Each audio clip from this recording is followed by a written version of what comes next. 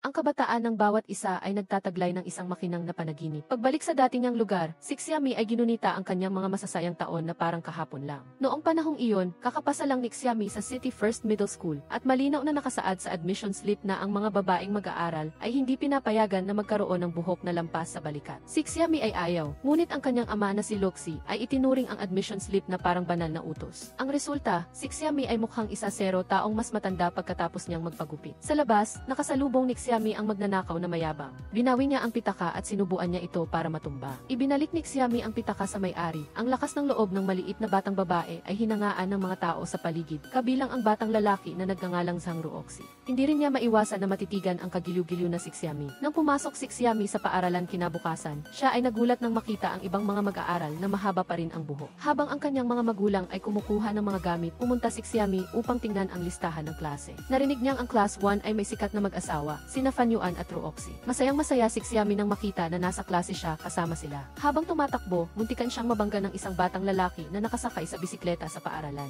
Nang makabalik si Xiami sa dormitoryo, tinanggap niya ang kalayaan. Nang makita niyang lahat ng iba pang mga mag-aaral ay may banig, inakala niyang nakalimutan ng kanyang ama na kumuha para sa kanya. Nang dumaan siya sa field, nakilala ni Xiami ang lalaki na muntik nang makabangga sa kanya. Ang hitsura ni Ruoxi habang naglalaro ng basketball ay nagpatingin kay Xiami sa kanya ng kaunti pa. Sa una, sila ay magkaiba ang landas. Ngunit nakita ni Xiami ang bola na lumilipad patungo kay Ruoxi. Dali-dali siyang hinila si Ruoxi at hindi sinasadya, tumama ang bola sa kanyang dibdib. Nakilala ni Ruoxi ang matapang na babae kanina. Umiti siya, ibinalik ang bola sa basket. Sino ang mag-aakala na mabilis na nakabalik si Xiami sa klase? Pagdating sa harap ng silid-aralan, hindi makapasok si Xiami. Akala niya ay nakatagpo siya ng isang mythical barrier, kaya maingat niya itong inusisa. Inayos ni Ruoxi ang banig sa likod ni Xiami at pagkatapos ay itinulak siya papasok sa klase. Tinanong niya si Xiami kung anong sekta siya nabibilang dahil hindi niya kayang basagin ang maliit na barrier. Galit na pumasok sa klase si Xiami, lalo pa siyang nainis nang patuloy siyang pinagtatawanan ni Ruoxi. Ito ay si Fan Yuan, isang math genius na hindi sumuko sa kanyang mababang admission score. Si Qin Ziyang ay nasa class 2, ay pumunta para hamunin si Fan Yuan. Sa halip na mag-solve ng math, gusto niyang magkompetisyon sa Sudoku. Hindi mapigilan ng mga kaklase na panoorin ang labanan sa pagitan ng dalawang pinakamagaling na mag-aaral sa paaralan.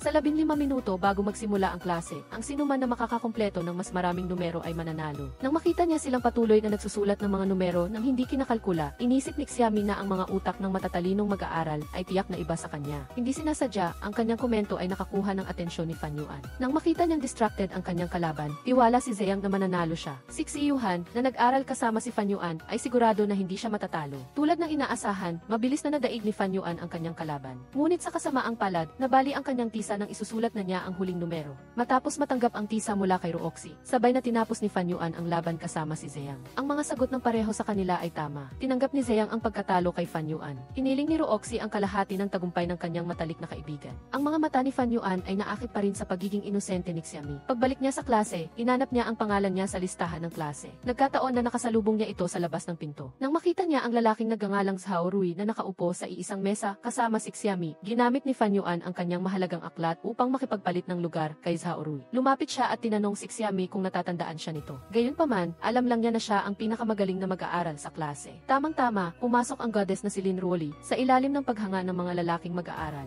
Gusto siyang gawing kamesa ni Liu Dayu, ngunit nadapa siya at bumagsak sa sahig. Pumasok ang teacher in charge na si Qiao Yun upang ipakilala ang kanyang sarili sa klase. Upang makilala ang mga mag-aaral, inanyayahan niya ang bawat isa na gamitin ang 3 keyword upang ilarawan ang kanilang sarili. Si Fan Yuan ang unang inanyayahan. Tulad ng inaasahan mula sa isang henyo, ang 3 keyword niya ay lahat ay may kaugnayan sa matematika. Nang makita si Xiami na nagtatago, inanyayahan ni Fan Yuan si Ruoxi na ipakilala ang kanyang sarili. Ang kanyang positibong enerhiya ay nagpapabigkas sa lahat ng salitang kikul. Naalala ni Xiao Juni na si Ruoxi ay isang killer sa basketball court. Matapos ang pagpapakilala, tinukoy ni Ruoxi si Xiami na pumunta sa harapan. Sinabi niya na mahilig siyang magbasa ng kwento at manood ng pelikula. Inasar siya ng kanyang mga kaibigan na mushroom head, kaya nahihiya si Xiami na bumalik sa kanyang upuan. Nang purihin ni Fan Yuan ang kanyang buhok, pilit na umiti si Xiami. Itinalaga ni Teacher Qiao si Fan Yuan bilang pinuno ng grupo ng mga lalaki at si Tian Jiarong bilang pinuno ng grupo ng mga babae. Inischedule niya ang mga mag-aaral na magtipon sa plaza ng maaga sa umaga para sa military training. Pagkatapos tipunin ang grupo sa dormitoryo, dinala sila ni Wang Xiaoyu para mag-top up ng kanilang money card. Nang makita ni Xiaoyu si Ruoli na nag-top up ng kaunting pera, natakot siya na baka hindi ito magkasya hanggang sa katapusan ng buwan. Nang marinig ni Xiami si Ruoli na nagsasabing kumakain siya ng kaunti, namangha siya sa kanyang figura. Sa unang military training session, pinatayo ang buong klase sa loob ng 30 minuto. Sa ilalim ng matinding init ng araw, hindi makahinga ang sinuman. Nagpanggap si Dayo na nahihilo para makapahinga huminga ng kaunti. Sino ang mag-aakala na ipinahid ng opisyal ang essential oil sa gilid ng mata ni Dayo na nagpasakit dito kaya nawala ang sakit niya. Gayunpaman, hindi na nakayanan ni Xiami at bumagsak sa mga braso ni Ruoxi. Dali-daling binuhat ni Fan Yuan si Xiami papunta sa klinik. Sinuri ng doktor na si Xiami ay hindi kumain ng almusal, kaya mababa ang kanyang blood sugar. Nang marinig si Xiami na gustong kumain ng steak, tumakbo si Fan Yuan upang bumili nito. Nang makita ang botelya ng AE drip, may bagong ideya si Xiami. Nang walang tao, uminom siya ng kaunting tubig mula sa botelya. Nang marinig niya ang boses ni Ruoxi, nagmamadali si Xiami na takpan ito, ngunit tumalsik ang tubig sa kanyang kaibigan.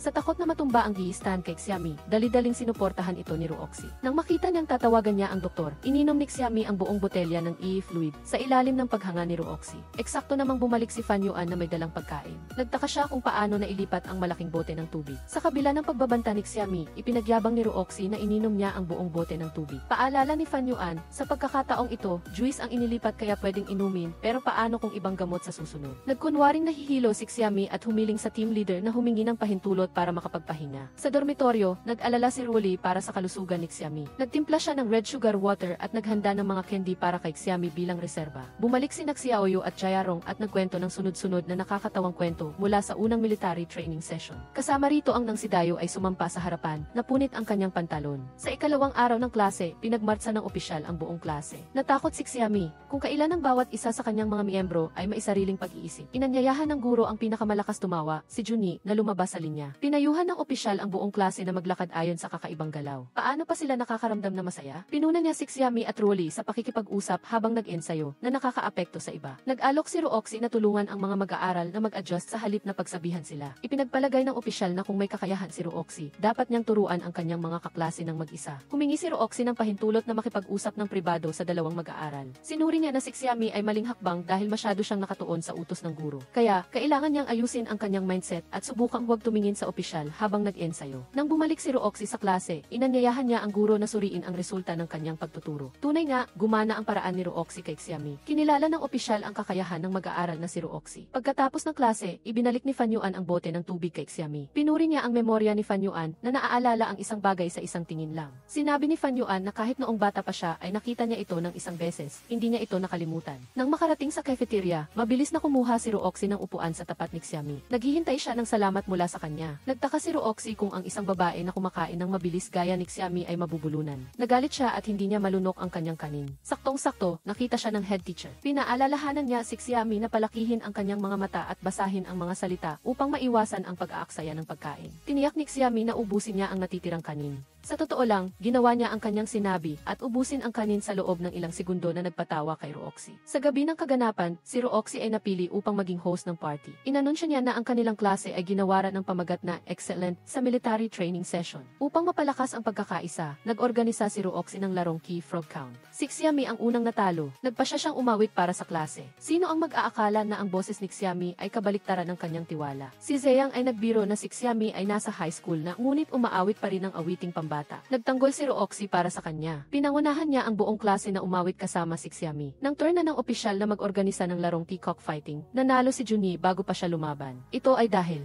ang premyo ng laro ay isang set ng mga Vietnamese exercise book. Bago magpaalam sa opisyal, ang buong klase ay umawit ng isang awit ng pamamaalam para sa guro. Sa isang buwan ng pagsasanay, mayroong pagod at saya, lahat ay naging isang magandang alaala. Upang sanayin ang pisikal na lakas, ang buong klase ay kailangang tumakbo ng 800 metro bawat umaga. Nang makita si Xiami na nahihirapan huminga, pinayuhan ni Ruoxi si Fan Yuan na magbilang ng mas mabagal. Pagdating sa klase, nakuha ni Xiami ang isang laso ng buhok ni Fan Yuan. Natawa siya dahil ang class president ay nangongolekta ng mga gamit ng babae. Tinanong ni Fan Yuan si Xiami kung wala siyang naalala tungkol sa laso ng buhok na ito. Hindi niya naaalala, ngunit nakilala niya ang kanyang paboritong inumin sa mesa ni Fan Yuan. Sinabi ni Fan Yuan na nakilala niya si Xiami sa isang cruise ship papunta sa Gilin. Noong panahong iyon, nakatali ang kanyang buhok sa dalawang panig at mayroon siyang maliit na nunal sa ilalim ng kanyang mata. Nang maghiwalay sila, ibinigay niya kay Fan Yuan ang laso ng buhok at nangakong babalik siya upang hanapin ito pagkatapos niyang maglakbay. Naalala ni Xiami na nagpunta talaga siya sa Gilin noong bata pa siya, ngunit ang taong nakilala niya ay si Liu Xia. lang. Bukod pa rito, hindi niya ibinigay ang laso ng buhok sa batang lalaki. Sa break, sinabi ni Fan Yuan na hindi mahanap ng guro ang math notebook ni Xiami. Totoo nga, nasa kanyang bag ang kanyang notebook. Gayunpaman, sigurado si Xiami na naisumite niya ito sa guro. Nagdududa siya na mayroong gumawa ng masama sa kanya. Nang makita niya si Ruoxi na malapit kay Xiyuhan, lalong lumakas ang pagdududa ni Xiami. Habang nakikinig siya, hindi sinasadyang itinulak siya ng isang kaklase, ngunit hindi siya nasalo ni Ruoxi.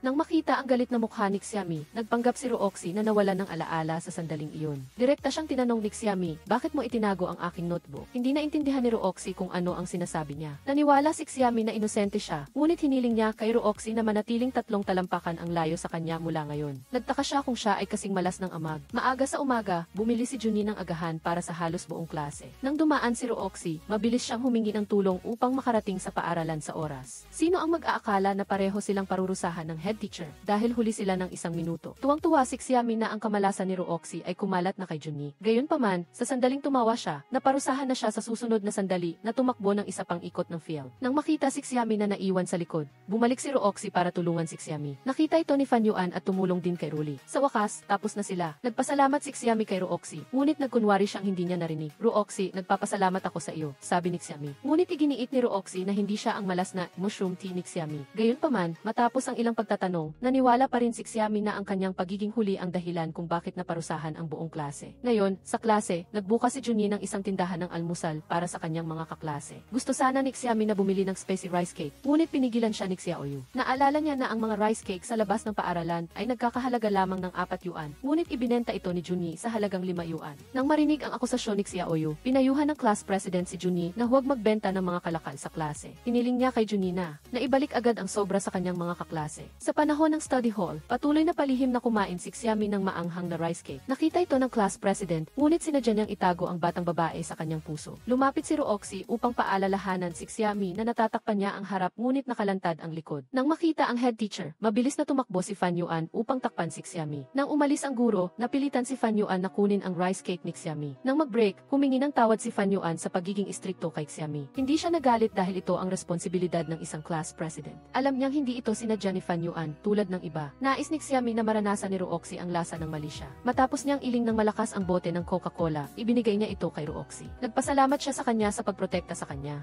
upang hindi ako mahuli ng head teacher. Nang makita ang masamang tingin ni Xiami, naramdaman ni Ruoxi na may mali. Nagdahilan siya na marumi ang kanyang mga kamay mula sa paghawak ng bola at humingi ng tulong kay Xiami para buksan ang lata. Nagkunwari si Xiami na mahina at hindi niya mabuksan ang takip ng bote. Biglang kinuha ni Liu Dayo ang lata at siya ang nagdusa sa pagsabog ng Coca-Cola. Nalaman ni Xiami na alam pala ni Ruoxi ang kanyang kalokohan sa lata at sinadya niya siyang pahirapan. Humingi ng atensyon si Dayo bilang biktima. Ngunit sa panahon ng break, muling ipinaliwanag ni Fan Yuan ang isang math problem kay Xiami. Nang marinig niya si Xiami na pinupuri ang class president, hindi napigilan ni Ruoxi na tuksuhin siya. Inulit niya ang mga cheesy na salita ni Xiami. Nagalit siya at gusto niyang tanggalin ang balahibo ng parot na si Ruoxi. Sinubukan ni Fan Yuan na pigilan sila, ngunit hindi niya napigilan ang dalawang magkaaway. Nang magsimula ang klase sa hapon, nakita ni Xiami ang kanyang mesa na puno ng basura. Nagtanong si Xiaoyu, sino ang kumain ng tanghalian at iniwan ang basura sa mesa. Sinabi ni Junnie na dapat mayroong ebidensya si Xiaoyu. Anong mata mo ang nakakita sa ibang mga kaklase na gumawa nito? Dahil walang umamin, nagpa siya si Xiami na hatiin ang basura para hindi niya ito maranasan ng mag-isa. Hiniling ni Junnie sa kanyang mga kaklase na maging tagahatol. Lumapit si Ruoxi at pinuri si Xiami sa kanyang ginawa. Pinabalik ng class president ang lahat sa kanilang mga upuan. Sa huli, si Xiami pa rin ang nagtapon ng basura. Sa panahon ng break, natakot si Ruoxi na baka maintindihan siya ni Xiami, kaya nanumpa siya na hindi siya ang nag-iwan ng basura sa kanyang mesa. Sinabi ni Xiami na kung magkatotoo ang kanyang panunumpa,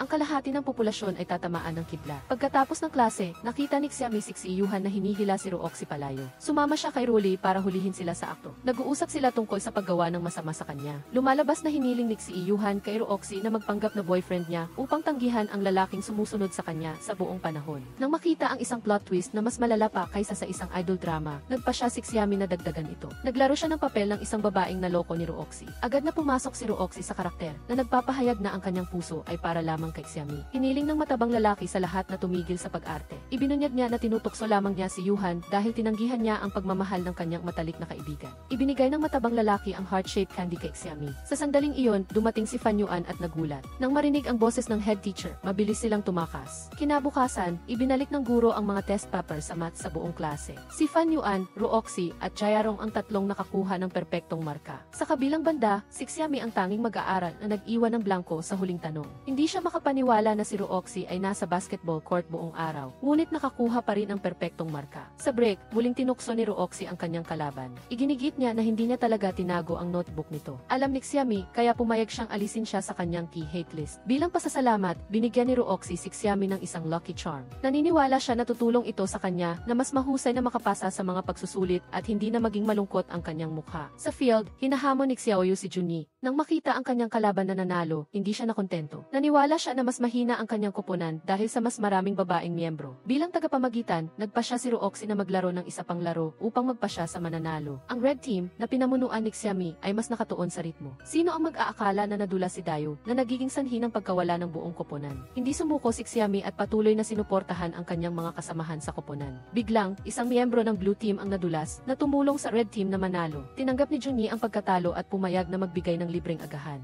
Gayunpaman, isang miyembro ng blue team ang hindi nakontento. Naniniwala siya na ang kompetisyon ay makabuluhan lamang kung ito ay batay sa pagganap. Si Xiaoyu ay nanalo nang ang kanyang dormitoryo ay kasama si Fan Yuan. Nagtaka ang kanyang kalaban kung magagawa ni Fan Yuan na pataasin ang huling marka ni Xiami. Ibinigay ni Junyi ang lahat ng pag-asa niya sa pagganap ni Rooxy. Ngunit upang sanayin si Xiami, gumawa si Xiaoyu ng isang plano sa pag-aaral. Higit pa sa panalo o pagkatalo, ayaw niyang pagtawanan si Xiami ng kanyang mga kaibigan. Naalala ni Xiami na pinagtawanan siya ng kanyang mga kaklase dahil sa kanyang mababang marka sa matematika, ngunit nanatili siya sa klase. Ngayon, nagpasya si Xiami na hindi niya papayagan ang iba na maliitin siya. Ibinigay niya ang lahat ng kanyang mga telepono, magazine at romance novel kay Xiaoyu. Nakita ni Xiaoyu na ayaw iwanan ni Xiami ang magazine dahil hindi pa niya nababasa ang huling pahina. Mabilis na tumakbo si Rooxy sa bookstore at bumili ng isa pa para ibigay kay Xiami. Nang marinig si Rooxy na gustong ipakita sa kanya ang isang bagay na nakatago sa loob, naisip ni Xiami na siya ay isang psychopath. Nang makita ang magazine, agad niyang inamin na siya ang psychopath. Si Rooxy ay gwapo at mabait. Sino ang mag-aakala na mahuhuli ni Dayo si Xiami na palihim na nagbabasa ng magazine at agad na ire-report kay Xiaoyu. Nagbago ang isip ni Xiami at sumumpa na maging kaaway ng kanyang pangalawang kalaban. Sa klase ng pelikula, pinili ni Fan Yuan ang pelikula na inirekomenda ni Xiami. Nakita niya ang pressure na nararanasan ni Xiami sa pag-aaral, kaya gusto niyang mag-relax si Xiami ng kaunti. Gayunpaman, napanood na niya ang pelikula ng maraming beses, kaya ginamit niya ang oras upang mag-aral ng ibang subject. Sa schoolyard, nakilala muli ni Xiami ang isang dating kaklase na nagngangalang Jiang Li. Hindi inaasahan ni Jiang Li na ang isang hangal na maliit na hipon ay makakapasok sa first high school. Nagbanta si Ruoli na sasabihin niya sa head teacher na naglagay ng nail polish si Jiang Li. Nanginig si Xiami habang nagkukwento na si Jiang Li ay lumipat sa ibang paaralan sa gitna ng semester. Noong nag-aaral pa sila, hindi maganda ang marka ni Xiami, kaya naapektuhan nito ang pangkalahatang marka ng klase. Nang makita si Xiami na nagtatrabaho sa kanyang mga problema sa pag-aaral, binigyan siya ng kanyang mga kaklase ng palayaw na maliit na hipon. Naniniwala si Ruoli na hanggat nagsisikap si Xiami, walang sinuman ang maglalakas loob na pagtawanan siya. Pagbalik sa klase, narinig ni Xiami ang kanyang mga kaklase na tinatawag siyang ihangal na maliit na hipon. Hindi niya ito gusto, ngunit patuloy pa rin silang nanunukso. Sa katunayan, gumuhit pa si Junyi ng isang larawan ng maliit na hipon upang tuksuhin ang kanyang kaklase. Sabay na pumasok sa klase sina Fan Yuan at Rooxy. At pinilit si Junyi na humingi ng tawad kay Xiami. Nag-isip si Junyi na hindi kontrolado ng class president ang kanyang sariling bibig. Determinado, pinindot ni Junyi ang ulo ni Junyi sa harap ni Xiami. Kinuha niya ang isang piraso ng papel at opisyal na nagpadala ng isang sulat ng hamon kay Junyi. Iginigiit ni Xiami na hindi siya matatalo. Nang makita si Xiami na nababagabag pa rin, binilhan siya ni Fan Yuan ng masarap na pagkain para aliwin siya. Ibinahagi ni Xiami na dahil sa abala ang kanyang mga magulang, ipinadala siya ng kanyang mga lolo't lola sa paaralan ng maaga. Marahil dahil sa kanyang isip ay hindi nakahabol sa kanyang pag-unlad, palagi siyang huling ranggo sa bawat pagsusulit. Tinawag siya ng kanyang mga kaklase na stupid shrimp. Palihim silang nagdikit ng papel sa kanyang likuran na naging dahilan upang pagtawanan siya ng buong paaralan. Sino ang mag-aakala na sa pagtatapos ng high school, bumuti ang kanyang mga marka at pumasa pa siya sa first high school? Naniniwala siya na binibigyan siya ng Diyos ng isang bagong pagkakataon, ngunit hindi niya inaasahan na huli pa rin siya. Inisip ni Fan Yuan na nagbago na ang lahat. Maraming kaklase ang gustong makipagkaibigan kay Xiami. Nagpapasalamat din siya sa Diyos sa pagbibigay sa kanya ng isang grupo ng mabubuting kaibigan. Sa field, hinamon ni Rooxy si Junyi sa isang daan metro race. Kung matalo siya, kailangan niyang humingi ng tawad kay Xiami at Fan Yuan. Kung matalo si Rooxy, tatawagin niya si Junyi na Big Brother. Sinabi ni Junyi na sinanay niya ang 100 metro race at sinira pa nga niya ang record ng kanyang high school. Nagsimula ang karera. Mabilis na nahabol ni Rooxy si Junyi at nanalo. Humanga si Junyi at pumayag siyang magtrabaho para kay Rooxy. Pagbalik sa klase, humingi ng tawad si Junyi kay Xiami sa pagtawag sa kanya na maliit na hipon. Upang matubos ang kanyang sarili, pipilitin niyang humingi ng tawad ang mga taong nang aasar kay Xiami. Ang mga guro ay nagsusulat ng mga pagbati para sa mga guro. Nag-iwan din si Rooxy ng komento. Nagpapasalamat siya sa mga guro sa kanilang pasensya sa pagiging mapanlinlang ng mga mag-aaral. Ang ideya ni Xiami para sa isang board na nagpapasalamat sa mga guro ay labis na nagpatouch kay Teacher Xiaoyun. Sa araw ng mga guro, sa panahon ng tanghalian, nanatili si Xiaomi sa klase upang tapusin ang draft para sa magazine. Hindi sinasadyang itinulak ni Junhee si Rooxi na naging dahilan upang madumihan ang draft. Nang makita niya si Xiaomi na nag-aalala, mabilis siyang humingi ng tawad at nangako na isusulat muli ang draft para kay Xiaomi sa oras para sa deadline ng editor. Palihim na kinopya ni Rooxi ang draft habang nasa klase at nahuli siya ng guro. Mabilis niyang itinago ang draft sa kanyang drawer. Dahil nasagot ni Rooxi ang mahirap na tanong, pinatawad siya ng guro. Sa wakas, tapos na si Rooxi sa pagkopya ng draft. Dahil sa magandang sulat kamay niya, pinatawad siya ni Xiaomi. Nag-iwan din siya ng isang mensahe na nagpapahiling sa kanya ng maagang tagumpay sa pagkuha ng medalya. Nang malaman na pupunta si Xiaomi sa post office, nag-alok si Rooxi na ihatid siya sa post box. Hiniling ni Xiaomi sa Lucky God na basbasan siya. Hinila siya ni Rooxi at inilipat ang lahat ng kanyang swerte kay Xiaomi. Sa daan pabalik, ibinahagi ni Xiaomi ang kanyang pangarap na maging isang manunulat. Humanga si Rooxi sa kanya dahil hindi pa niya alam kung ano ang gusto niyang gawin. Pagkatapos ihatid si Xiaomi sa bus stop, kinuha ni Rooxi ang numero ng bus na pauwi sa kanya. Nagkaroon siya ng pagkakataon na umuwi. Ginugol ni Rooxi ang buong gabi sa pagkomento at pagtingin sa mga larawan ni Xiaomi online. Nang makita niyang pareho sila ng pagkabata, parehong hinabol ng mga aso sa tatlong eskinita, tumawa siya ng mag-isa na parang baliw. Ngunit dahil sa napakaraming takdang aralin, sinimula ni Xiaomi na punuin ang kanyang isip ng kaalaman, umaasa sa isang himala. Inisip ni Fan Yuan na ang pagsasaulo ay isang kasanayan na ituturo niya sa kanya sa panahon ng study hall. Ang katotohanan na ibinahagi ni Fan Yuan ang kanyang lihim sa pagsasaulo kay Xiaomi ay kumalat sa buong klase. Hindi nila mapalagpas ang magandang pagkakataon. Ang grupo ng mga kaibigan ay palihim na sumunod kay Xiaomi. Dinala siya ni Fan Yuan sa isang inabandonang art room. Ang lihim na lugar na ito ay natuklasan ni Rooxi. Nang makita na nagsimula ng magturo si Fan Yuan, pumasok ang mga kaibigan. Bilang resulta, isang maliit na study group ang nabuo sa ilalim ng pagtuturo ni Yuan Shen. Lahat ay seryosong nakikinig sa lektura, maliban kay Rooxi na nakatingin kay Xiaomi. Nang marinig niya ang tanong nito, agad siyang nagpaliwanag. Nang makita na hindi masagot ni Xiaomi ang tanong, naunahan ni Rooxi si Fan Yuan na tulungan siya. Matyaga siyang nagpaliwanag at patuloy na nagbigay inspirasyon para matulungan si Xiaomi. Mabilis na naintindihan ni Xiaomi ang aralin. Tinanong sana ni Ruli si Rooxi, pero naunahan na siya ni Junhee. Ang midterm exam ay opisyal na nagsimula. Para mapabuti ang performance ng buong team, kinopya ni Junhee ang mga sagot para tulungan ang kanyang mga kaibigan. Ngunit hindi niya sinasadyang maitapon ito sa mesa ni Xiaomi. Nakita ng guro na hawak ni Xiaomi ang sagot at inakala na nandadaya siya sa exam. Pilit na ipinaliwanag ni Xiaomi, pero kinuha pa rin ng guro ang kanyang papel. Una, pumunta sa silid ng mga guro. Ipinagpilitan ni Xiaomi na hindi sa kanya ang papel ng sagot. Ngunit mas lalong nagduda ang guro nang makita na tama lahat ng sagot niya sa exam. Sinabi ni Xiaomi na nitong mga nakaraang araw ay tinutulungan siya ng class president kaya siya gumaling. Para patunayan ito, sinubukan niyang gawin muli ang exam sa harap ng guro. Ngunit imbes na maghintay, hiniling ng guro na sagutin ni Xiaomi ang ibang tanong sa matematika. Nang magsimulang magpanik si Xiaomi, dumating si Fan Yuan para ipagtanggol siya. Ipinakita niya sa guro ang scratch paper ni Xiaomi na ginamit niya sa pagsagot. Gayunpaman, pinatapos pa rin ng guro kay Xiaomi ang mahirap na tanong.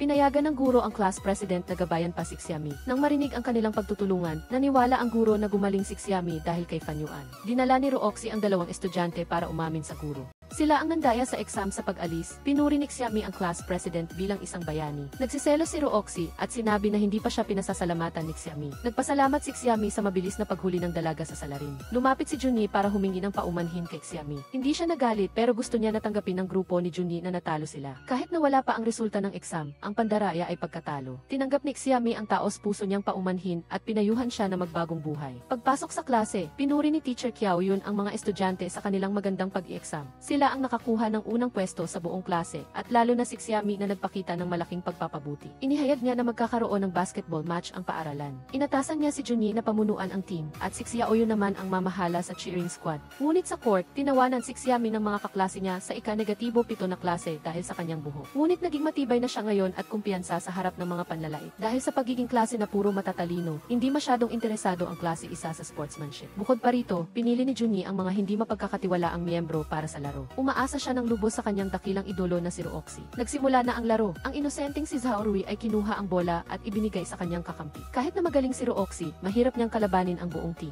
Sunod-sunod na naipasok ng ika-7 na klase ang bola. Nang makita niya si Xiaomi, patuloy na nagsikap si Rooxi. Ginamit niya ang lahat ng pagkakataon para ipasa ang bola sa kanyang mga kakampi, hanggang sa maipasok niya sa wakas ang isang puntos. Ngunit humingi si Junhee ng timeout dahil natumba si Rooxi. Ang pag-aalala ni Xiaomi ay parang pampamanhid kay Rooxi. Inisip ni Xiaoyu na hindi maganda gumanda ang team formation nila. Para mabawi ang kanilang dignidad, nagpa siya si Fan Yuan na pumasok sa laro kahit hindi siya pinayagan ni Junyi. Kahit masakit ang kanyang paa, determinadong makipaglaban si Rooxy kasama ang kanyang mga kakampi. Dahil sa kanilang pagtutulungan, sunod-sunod na nakakuha ng puntos ang dalawang magkaibigan. Pagkatapos ng kalahati ng laro, lumapit na ang klase isa sa score. Nang makita ang sportsmanship na lumalaki, maraming estudyante ang kusang loob na sumali sa laro. Nagpa siya si Rooxy na muling buuin ang team at bumalik sa ikalawang kalahati ng laro. Ang score ng dalawang klase ay magkasunod at 1-0 segundo na lang ang natitira. Sa huli, ipinasa ni Dayo ang bola kay Rooxy mula sa malayo. Matagumpay na naipasok ni Rooxy ang bola sa basket at nanalo ang klase isa. Pagkatapos ng selebrasyon, nakatuon lamang ang kanyang tingin kay Xiami. Binuhat ng boys basketball team ang kanilang dakilang bayani pabalik sa dormitoryo. Binilhan ni Xiami ng ice cream ang lahat. Nag-aalala siya na baka masugatan si Rooxy at hindi siya makakalaro bukas. Lumapit siya sa kanya at bumulong sa tenga nito, "Xiami, para sa iyo, tiyak na mananalo ako bukas." Mabilis na tumakbo si Xiami pabalik sa dormitoryo. Lumabas na kinuha pala niya ang first aid kit para kay Rooxy. Nangako siya na gagamitin ang lahat ng first aid kit. Dahan-dahang inalalayan ni Xiami si Rooxy pabalik sa kanyang silid. Sa susunod na laro, makakalaban ng klase isa ang klase dalawa. Napakaganda ng kanilang cheering. Gayunpaman, hindi rin nagpapatalo ang cheering squad ng klase isa. Nagpalit ng hairstyle si Xiami, kaya hindi maiwasang mapatingin si Rooxy at Fan Yuan. Sinimulan ni Xiaoyu ang sayaw para bawasan ang presensya ng kalaban. Ang kakaibang at nakakaaliw na mga galaw ay nagpagulat sa buong basketball court. Inilarawan ni Rooxy si Xiami bilang isang baloon person sa supermarket. Ipinagmalaki niya na dinikit niya ang first aid bandage ni Xiami sa hugis X. Lumapit si Fan Yuan para purihin ang hairstyle ni Xiami at nag-cheer din sa buong klase. Nagsimula na ang laro. Nakuha ni Fan Yuan ang bola at ipinasa kay Rooxy para makascore. Binago ni Tanzeyang ang kanyang estratehiya at ang buong team ay pisikal na nakipaglaban sa mga kalaban. Sinadya pa niyang hadlangan si Rooxy. Sinabi ni Xiami na ibinalik ng kanyang klase ang dating estratehiya ng team. Dapat humingi ng paumanhin si Tanzeyang. Nang makita siyang nananakit kay Xiami, agad na gumanti si Rooxy. Binalaan ng referee si Tanzeyang na kung magpapatuloy siya sa kanyang mga pandaraya, didiskwalipikahin siya sa laro. Nagpatuloy ang laro at magkalapit ang score ng dalawang koponan. Wala nang 1 minuto ang natitira, ngunit 1 puntos ang lamang ng klase isa. Sa huling ilang segundo, inihagis ni Rooxy ang bola sa net na nagbigay sa buong koponan ng 3 puntos. Nagdiwang ang klase isa sa kanilang tagumpay at pinuri si Rooxy bilang kanilang dakilang bayani. Ngunit hindi inaasahang tumama sa ulo ni Xiami ang bola na inihagis ni Rooxy. Tumakbo si Fan Yuan, ngunit itinulak siya ni Yuhan. Mabilis na binuhat ni Rooxy si Xiami sa health room. May namamagang bukong-bukong si Xiami at hindi na siya makakapanood ng laro. Sininghalan niya si Rooxy dahil malaki ang sugat nito pero maliit na bandage lang ang ginamit. Sinabi niya sa dalawang kaklase na bumalik na sa klase. Nang marinig ang reklamo ni Xiami, may naisip si Rooxy na paraan para mapanood niya ang laro. Alam ni Fan Yuan na magiging boring kay Xiami kung mananatili siya sa klase, kaya bumili siya ng maraming merienda para sa kanya. Nang makalabas na ang mga kaibigan, binigyan ni Rooxy si Xiami ng regalo. Lumabas na naghanda siya ng binoculars para matulungan siyang mapanood ang laro. Binilhan din niya si Xiami ng shape na panulat na gusto niya. Ginagamit ni Xiami ang binoculars para tingnan si Rooxy. Habang kinukuha niya ang panulat, hindi sinasadyang nahawakan niya ang kamay ni Rooxy. Bago pumunta sa court, gusto ni Rooxy na makakuha ng special cheer mula kay Xiami. Pansamantalang ibinalik niya ang swerte kay Rooxy. Ang ngiti niya ay nagpatibok sa puso ni Xiami. Nagsimula na ang laro. Nakuha ni Rooxy ang unang puntos para sa kanilang klase. Hindi inaalis ni Xiami ang kanyang tingin sa kanya. Pagkatapos ng bawat shoot, tumitingin si Rooxy kay Xiami. Ang kanyang selebrasyon ay para lamang sa kanya. Pagkatapos manalo sa championship, tumakbo si Rooxy para makita si Xiami. Ipinagmalaki niya na naipasok niya ang 20 bola sa basket at hindi sinayang ang swerte na binigay niya. Nagtaka siya kung bakit pinapahalagahan ni Xiami ang regalo niya. Ipinaliwanag niya na gusto lang niya ang magagandang alaala na nasa loob ng lens. Hiningi ni Rooxy ang binoculars pero hindi niya ito ibinalik. Ipinagdiwang ng klase isa ang kanilang tagumpay. Inihayag ni Teacher Kiao Yun na walang self-study session ang buong klase ngayong araw. Binati ni Xiami ang dakilang bayani, ngunit humiling siya ng isang aksyon na pagpapakita. Nagreklamo si Rooxy na mag-out of town ang kanyang mga magulang sa susunod na linggo, kaya gusto niyang lutuan siya ni Xiami. Pagdating ng holiday, sabik na naghihintay si Rooxy kay Xiami. Nang makita niya itong may dalang pagkain, agad siyang tumakbo para salubungin siya. Binigyan ni Rooxy ng espesyal na pagbati ang kanyang chef ni. Nang makita ang kabinet na puno ng mga sangkap, sinabi ni Xiami na tanging red braised pork lang ang alam niyang lutuin. Inamo siya ni Rooxy at nangakong magiging kanyang katulong sa paghiwa ng karne at paglilinis ng gulay. Nagdala si Xiami ng bote ng mantika, ngunit nadulas siya at bumagsak sa ibabaw ni Rooxy. Nagkunwari siyang nasaktan at humingi ng tulong kay Xiami. Nang makita na marumi ang kanyang kamay, sinabi ni Xiami na kumuha siya ng isang bagay sa kanyang ilong. Matapos punasan ang lahat ng mantika sa sahig, inanyayahan ni Rooxy si Xiami na pumasok sa kusina. Nagkunwari siyang naputol ang kanyang kamay kaya nag-alala siya. Nang makita ang kanyang kapalpakan, natakot siyang masunog siya, kaya pinalitan niya ito sa pagluluto. Nalaman ni Xiami na marunong palang magluto si Ruoxi at sinadya niya itong lokohin para gawin siyang utusan. Nang marinig siyang sumigaw sa sakit, ayaw na niyang maloko ulit. Gayunpaman, nasabugan nga talaga siya ng mantika. Tinikman ng nanay niya ang red braised pork. Pinatunayan ni Ruoxi na ang pagkain ay parang sa langit at bihira itong matikman. Nang marinig niya na susunduin na ng nanay ni Xiami ang kanyang anak, mabilis siyang lumabas para batiin siya. Ginagamit niya ang lahat ng magagandang salita para purihin ang kanyang ina. Sa bakasyon, nagplano ang grupo ng mga kaibigan na maglaro ng shooting game.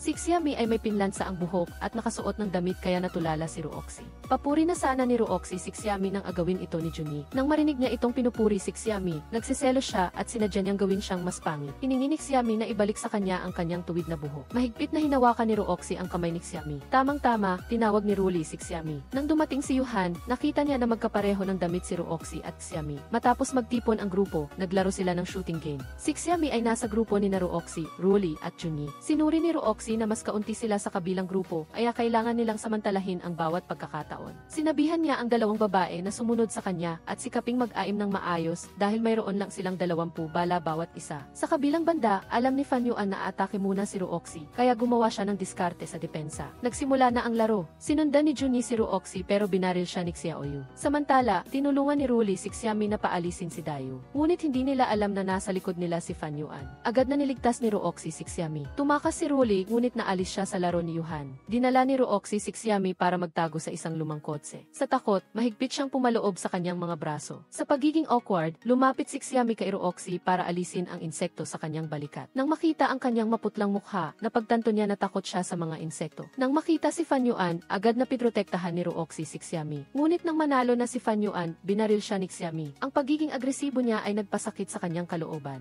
Hindi masyadong maaga nagdiwang si Xiami dahil buhay pa rin siya. Sa huli, si Yuhan. Sa pagtatapos ng laro, masakit pa rin ang likod ni Ruoxi dahil sa pagbaril ng class president. Nang makita ang pag-aalala ni Xiami, nagkunwari siyang nasasaktan. Sinabi ni Dayu na sana ay mag-alala din sila sa kanya dahil ginawa siyang panangga ni Xiaoyu. Sabik na sinabi ng grupo ng mga kaibigan na babalik sila sa lalong madaling panahon. Sa arcade, nagpatuloy sa paglalaro si Ruoxi, ngunit hindi niya matatalo ang class president. Nang marinig si Xiami na pinupuri si Fan Yuan, sinabi ni Ruoxi na nanalo na siya sa 50 laro, habang si Fan Yuan ay 49 lang. Nagtaka si Xiami kung bakit ang dami na nilang nilalaro, baka magkakilala sila simula pa noong bata pa sila. Kinuwento ni Ruoxi na noong elementarya, pinahiram siya ni Fan Yuan ng wool carpet. Kaya pilit lang niyang tinanggap ang kapatid na ito. Ngunit dahil nasa daan na siya, sinamahan muna ni Fan Yuan si Ruli. Nagpaalam si Xiami kay Ruoxi dahil kabaligtaran ang direksyon ng bus niya sa bahay nito. Pagkasakay niya sa bus, sumunod si Ruoxi. Ipinaliwanag niya na natatakot siya na baka may gawin siyang masama, kaya sinundan niya siya para protektahan ang mga tao sa paligid. Biglang huminto ang bus. Mabilis na hinila ni Ruoxi si Xiami pabalik. Ang kanyang bibig ay patuloy na nambubuli sa kanya. Inisip niya na galit si Xiami kaya sinubukan niyang suyuin ito. Dahil mahaba pa ang biyahe, binigyan niya ito ng earphone para makinig ng musika. Nang makita si Xiami na natutulog, sinabi ni Ruoxi, "Xiami, niloloko lang kita nang sinabi kong pangit ang buhok mo." Nang magising si Xiami, nagkunwari si Ruoxi na natutulog. Lihim niyang inilagay ang maliit na keychain sa bag nito. Pagkatapos ng bakasyon, tamlay na bumalik ang mga estudyante sa klase. Sinabihan sila ni Teacher Yon na bawiin ang kanilang lakas. Tamang-tama, umutot si Dayu kaya gumana ang buong klase. Nang makita si Fan Yuan na nag-iisa na naglalagay ng ice pack, nag-alala si Xiami na baka nilalagnat siya. Sinabi niya sa kanya na kahit siya ay isang class president, dapat na unahin niya muna ang sarili niya. Nagbuntong hininga si Xiami na nagsasabi na hindi niya alam kung kailan siya pagkakatiwalaan ng iba tulad niya. Ngunit naisip ni Fan Yuan na minsan ay nakakapagod ang mabuhay sa mga inaasahan ng iba. Pinayuhan ni Xiami ang class president na huwag dalhin ang lahat ng pasanin ng mag-isa. Maaari siyang makipag-ugnayan sa kanyang mga kaibigan. Hindi siya makakatulong ng malaki, ngunit handa siyang maging emosyonal na suporta ng class president. Ginagampanan ni Fan Yuan ang pagkakataon na hilingin kay Xiami na samahan siya sa library para maghanap ng libro. Agad siyang naging parang maliit na usa na handang tumulong sa kanya. Tinukso ni Ruoxi si Xiami na mas kamukha niya ang isang baboy. Pagbalik sa dormitoryo, nakatanggap ng abiso si Xiami na napili ang kanyang manuscript para sa literary magazine. Samantala, alam ni Teacher Yon na gumawa si Ruoxi ng ilang public service announcements, kaya hiniling niya sa kanya na maging pangunahing aktor sa propaganda video ng paaralan. Nang mabasa ni Ruoxi ang script, iminungkahi niya si Xiami bilang pangunahing aktres. Tamang-tama, pumasok si Ruli para ipasa ang kanyang papel, kaya narinig niya ang kanilang pinag-usapan. Sa pagpasa ng kanyang English Paper, kusang loob na nag-apply si Rolly para sa posisyon ng pangunahing aktres. Sinabi niya na gumawa na siya ng ilang commercial sa high school. Samantala, dinala ni Rooksy si Xiami sa isang kahoy na tulay. Binati niya ito dahil tinanggap ang kanyang manuskrito at may pag-asa itong mailathala sa susunod na issue ng magazine. Nagbigay siya ng isang magandang balita at umaasa siya na dahil dito, magkakasundo na sila. Sinabi ni Rooksy na napili siyang maging bida sa film at inirekomenda niya si Xiami bilang pangunahing aktres. Sa tingin niya, makakatulong ito kay Xiami na magkaroon ng karanasan sa pagsusulat ng nobela. Nakita niya ang dalawang estudyante na naglalaro sa tulay. Inakala ng kanilang advisor na may relasyon sila, kaya hinabol niya ang mga ito. Hindi sinasadyang nahulog ni Xiami ang isang sapatos sa tulay. Natakot si Rooksy na masaktan ang kanyang paa, kaya binuhat niya ito para makatakas. Ngunit sa pagtatago nila sa laboratorio, hindi pa rin tumitigil sa panunukso si Rooksy.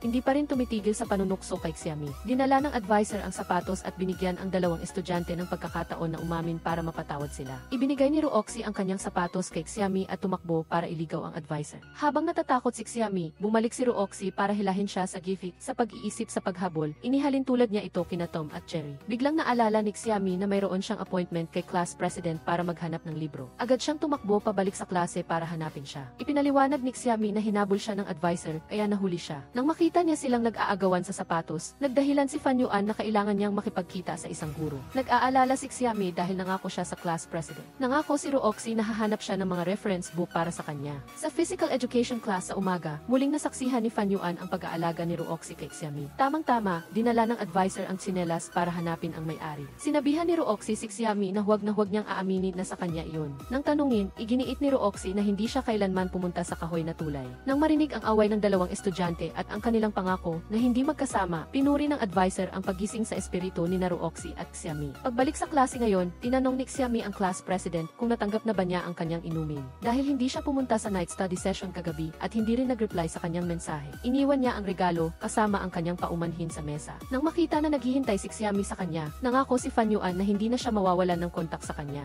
Pinlano ni Xiami na hanapin ang libro kasama siya sa tanghalian. Humingi ng tulong si Xiami kay Rolly. Umakyat siya sa taas para kumuha ng libro. Ngunit aksidenteng nadulas at nahulog kay Rolly. Agad na sinalo sila ni Rooksy na nagpatibok sa puso ni Rolly. Nag-aalala si Rooksy, ngunit sinabi niya na wala siyang utak dahil nahulog siya habang may hawak na libro. Nang marinig niya ito, ibinigay niya ang trabaho kay Rooksy. Ginamit ni Xiami ang oras para magbasa ng romance novel ng lihim. Ngunit hindi niya alam na nasa likod niya si Rooksy. Agad siyang gumanap bilang isang masamang young master na nabihag ng isang maliit na alipin. Xiami, simula ngayon, hindi na kita papayagan ng umiti sa iba. Bilang isang romance novel, hindi rin pinalampas ni Xiami ang pagkakataong mag-practice. Huwag mong subukan ang pasensya ko, Rooksy. Alam mo ba na naglalaro ka ng apoy? Nahihiya si Xiami nang makita sila ng kanilang kaklase. Sumama siya kay Rooksy para hanapin ang libro para sa class president. Sa paghihintay ni Rooksy na mag-cheer sa encyclopedia competition, hindi pa rin siya makita. Tinawagan niya ito at nalaman na nasiraan ang kanyang sasakyan sa gitna ng daan. Tamang-tama, nakita niya si Xiami kasama ang isang kaibigan. Mabilis na humiram si Rooksy ng bisikleta para sunduin si Fan Yuan. Ginawa niya ang lahat para makarating ang kanyang matalik na kaibigan sa kompetisyon sa oras. Habang naghihintay na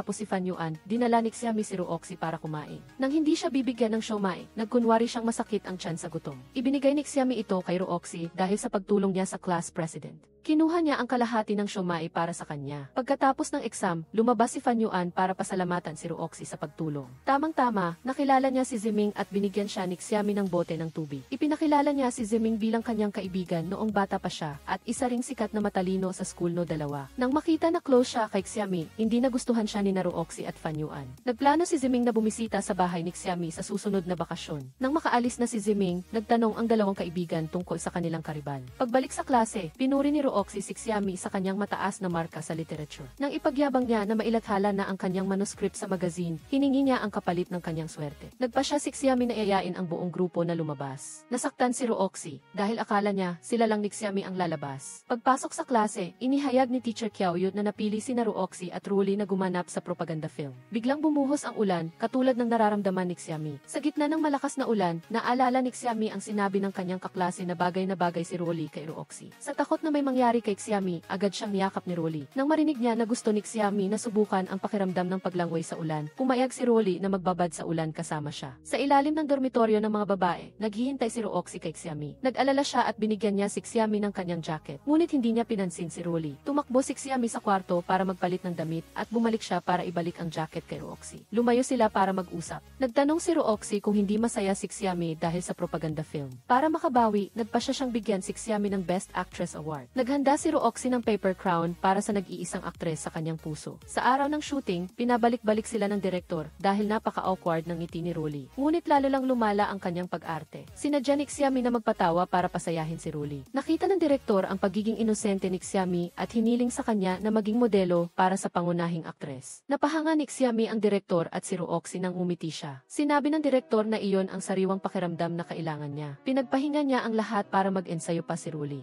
Hiniling ni Rooxie sa direktor ang footage ni Xiami para ma-save niya at mapanood. Mabilis siyang pinigilan ni Xiami at hindi niya sinasadyang mabasag ang test tube. Sinadya ni Rolly na putulin ang kanyang kamay at hiniling kay Xiami na bilhan siya ng first aid bandage. Nang makita si Rooxie na sumusunod sa kanya, sinabihan niya itong mag-ensayo na lang ng lines. Sa huli, natapos ang propaganda film. Pinuri ng mga kaklase ang mga mata ng mag-asawa na napaka-interesado. Sinabi ni Junnie na mahusay na umarte si Rooxie kaya pati poste ay nagmukhang may damdamin. Nang makaramdam ng pagka-suffocated, tumakbo si Xiami para kumuha ng tubig. Nagambala siya kaya nasunog ang kanyang kamay ng mainit na tubig. Mabilis na hinila ni Rooxie ang kamay ni Xiami at isinubsob sa malamig na tubig. Nang purihin siya ni Xiami sa kanyang pag-arte, ipinaliwanag ni Rooxie na ang isang profesional na aktor ay hindi magdadala ng pelikula sa realidad. Para sa kanya, si Xiami lang ang nag-iisang aktres. Pagkatapos ng klase, nakita ni Xiami ang isang masamang tao na binubuli si Rolly. Sinubukan niya itong habulin, ngunit sininghalan siya ni Rolly dahil nakikialam siya. Pagkatapos kumalma, sinabi ni Rolly na dating kaklase niya iyon at naglalaro lang sila, hindi binubuli. Pagdaan sa bulletin board, nakita ni Rolly ang larawan ni Xiami sa tabi ng larawan ni Rooxie. Nagsiselos siya at ginamit niya ang panulat para sirain ang larawan ni Xiami. Kinabukasan, sa klase, naghulaan ang lahat na may nakaaway si Xiami. Naalala ni Rolly si Lina mula sa klase 7 na laging may alitan kay Xiami. Ayaw ni Xiami na lumaki pa ang gulo, kaya sinabihan niya ang kanyang mga kaibigan na bumalik sa klase. Ayaw na rin niyang ipagpatuloy ang bagay na ito. Nanatili si Rooxie at ginamit ang panulat para suriin ang kanyang sariling larawan para maging kapareha siya ni Xiami. Bago ang break, sinabihan ni Teacher Kiao Yun ang mga estudyante na kumpletuhin ang kanilang mga form sa dibisyon. Tiyak na pinili ni Xiami ang social sciences, habang si Rooxie ay hindi pa rin sigurado. Ang klase 1 ay biglang nakatanggap ng sulat ng hamon mula sa klase 2.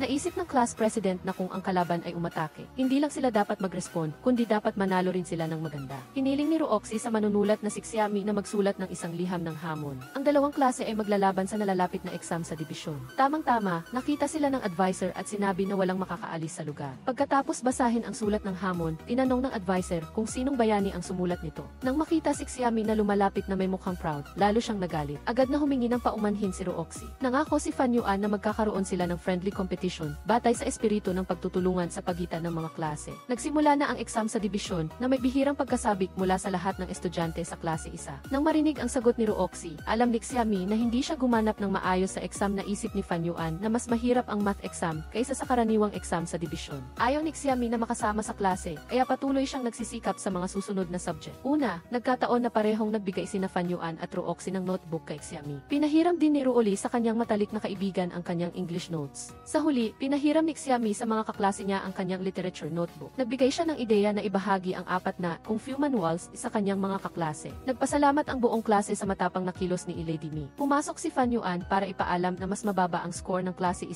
sa math kaysa sa klase 2 dahil nagsusumikap talaga sila at hindi lumiban sa night self-study session. Inisip ni Xiami na maaari rin silang matuto mula sa klase 2 at hiniling kay Fan Yuan na maging kanilang guro sa self-study session. Determinado ang klase 1 na sipain ang klase 2 palabas ng galaxy. Pagdating ng gabi, gumawa si Fan Yuan ng isang diskarte para mapataas ang bilis ng paggawa ng exam sa loob ng 30 minuto. Sa natitirang oras, mag-i-exchange ang buong klase at mag-review. Tapos na ang exam. Dala-dala si Rooxie sa likod niya si Xiami para tingnan ang mga grado ng klase. Ipinagdiwang niya ang kanilang tagumpay. Hindi lamang ang kanilang klase ang nanguna, kundi si Rooxie pa ang pumalit sa dating nasa top 2 na si Qin Ziyang at pangalawa na lamang kay Fan Yuan. Nang makita na hindi matanggap ng mga kaklase sa class 2, iginiit ni Xiami na karapat-dapat ang kanilang klase na maging numero 1. Bukod pa rito, mas mahusay si Fan Yuan kaysa kay Ziyang, isang bagay na kinikilala ng lahat. Nagbuni ang mga taga-class isa sa harap ng kanilang mga kalaban na napilitang tumanggap sa kanilang pagkatalo. Pagbalik sa kanilang silid-aralan, pinuri ni Teacher Kiao Yun ang kanyang mga estudyante. Pinakiusapan niya ang lahat na tapusin na ang kanilang mga class distribution form para ibigay sa class president. Bagaman may kaunting kalungkutan dahil sa nalalapit na paghihiwalay, may nalalapit pa ring group photo. Bukod pa roon, maaari pa ring magkita-kita ang lahat sa campus. Sa pagtatapos ng klase, gusto ni Yuhan na pumili ng sarili nilang lokasyon para sa graduation picture. Subalit, may patakaran ang paaralan na sa lobby ng main building dapat. Naisip ni Xiami na ang bawat isa ay maaaring magsuot ng sarili nilang gusto. Nag-alala si Fan Yuan na baka hindi pumayag ang kanilang homeroom teacher. Sinabihan ni Rooxie ang mga kaibigan na magsuot ng kaswal na damit at siya na ang bahala sa lahat. Sumang-ayon si Fan Yuan na kakausapin niya ang guro. Pag-uwi, nag-isip si Rooxi kung anong strand ang pipiliin niya at para mag-relax, tiningnan niya ang mga larawan ni Xiami. Tamang-tama, nag-post si Xiami ng larawan ng kanyang sarili na nagpakulay ng buhok sa harap ng kanilang bahay, kaya mabilis siyang pumunta doon para makisaya. Nagising si Xiami at nagulat nang makita si Rooxi at ang kanyang blonde na buhok. Lihim pala siyang nagsuot ng wig kay Xiami. Alam ni Rooxi na gustong maghanda ni Xiami para sa graduation photoshoot bukas. Subalit, kung totoong tininan niya ang kanyang buhok, mahirap itong itago sa kanilang homeroom teacher. Nang makita ang isang spray bottle ng one-time hair dye, nagpa siya si Rooxi na maging wild kasama si Xiami para sulitin ang kanilang kabataan. Ang resulta ay ang kanilang mga matingkad na kulay ng buhok na hinangaan ng buong klase. Pinagsabihan sila ng class president na ibalik ang kanilang buhok sa dating kulay dahil hindi ito hahayaan ng kanilang teacher. Ibinunyag ni Xiami na nagsuot lang siya ng wig at tatanggalin niya ito pagkatapos ng photoshoot. Ipinagpalagay ni Junyi na sina Rooxi at Xiami ay may malaking tapang dahil sa pag-ibig. Nang malaman na ang class president ay kukunin ang natural sciences strand,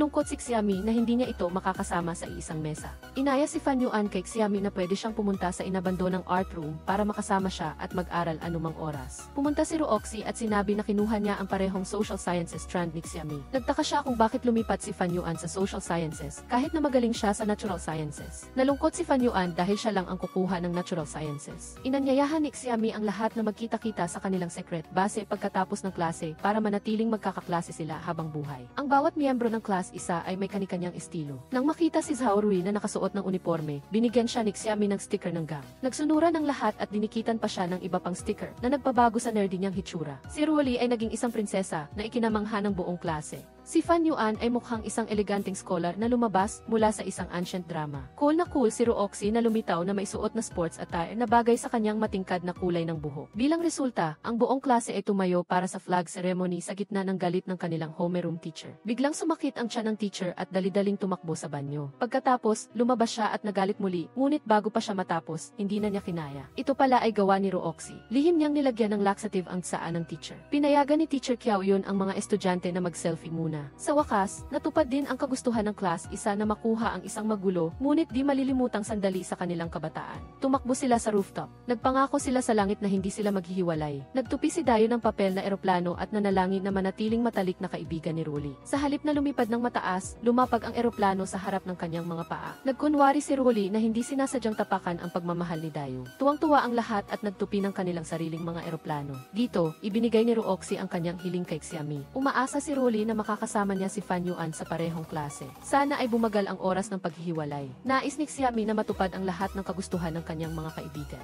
Ang mga lumilipad na eroplano ay nagbigay ng pananampalataya sa mga kabataan sa isang maliwanag na hinaharap. Inanyayahan niya si Xiami na pumunta sa kanilang secret base. Binigyan siya ni Rooxi ng isang diary. Dahil personal niya itong inihanda, inihalin tulad niya si Xiami sa isang babaeng knight na naglalakbay sa mundo na may espada habang siya ay kasama niya, ang kanyang tagapag-alaga ng kabayo. Ang ating mga alaala ay mananatili magpakailanman sa universo. Xiami, dadalhin kita sa lahat ng lugar na gusto mo. Palagi kong aalalahanin ang braised pork dish ng babaeng knight. Sa laro ng basketball, talagang kamangha-mangha ako. Tandaan ko ang lahat ng iyong anyo. Nang makita ni Rooxi na mukhang ayaw ni Xiami, kinuha niya ang notebook. Nang makita siyang nagtatampo, hindi na siya nagbiro pa. Nagkunwari siyang nasasaktan dahil ang kanyang pagsusumikap ay tinawag na laro ng bata. Sa amusement park, gusto ni Xiami na sumakay sa Ferris wheel. Dahil 2 tao lang ang kasya sa bawat compartment, sinabi ni Ruli kay Xiami na makipag-usap sa class president. Dahil mukhang malungkot siya, nilinlang ni Rooxi ang lahat na tumingin sa shooting star para makasama niya si Xiami. Subalit, sinumbat ni Rooxi si Xiami sa pagiging walang puso dahil lagi niyang iniisip si Ruli muna, pangalawa ang class president, at huli na siyang iniisip. Nagsimulang umakyat ang Ferris wheel at medyo nahilo si Xiami. Binigyan siya ni Rooxi ng candy para gumaan ang kanyang pakiramdam. Ngunit nag-confess si Rooxi na nag-apply siya sa social sciences dahil gusto niyang mag-aral ng film. Gusto niya talagang umarte, ngunit hindi niya naisip na maging isang profesional na aktor. Pagkatapos niyang makilala si Xiami, hindi na niya gusto pang isuko ang kanyang pangarap. Naniniwala si Xiami na tiyak na magiging magaling na artista si Rooxi. Tiningnan niya ang cute na mukha ni Xiami.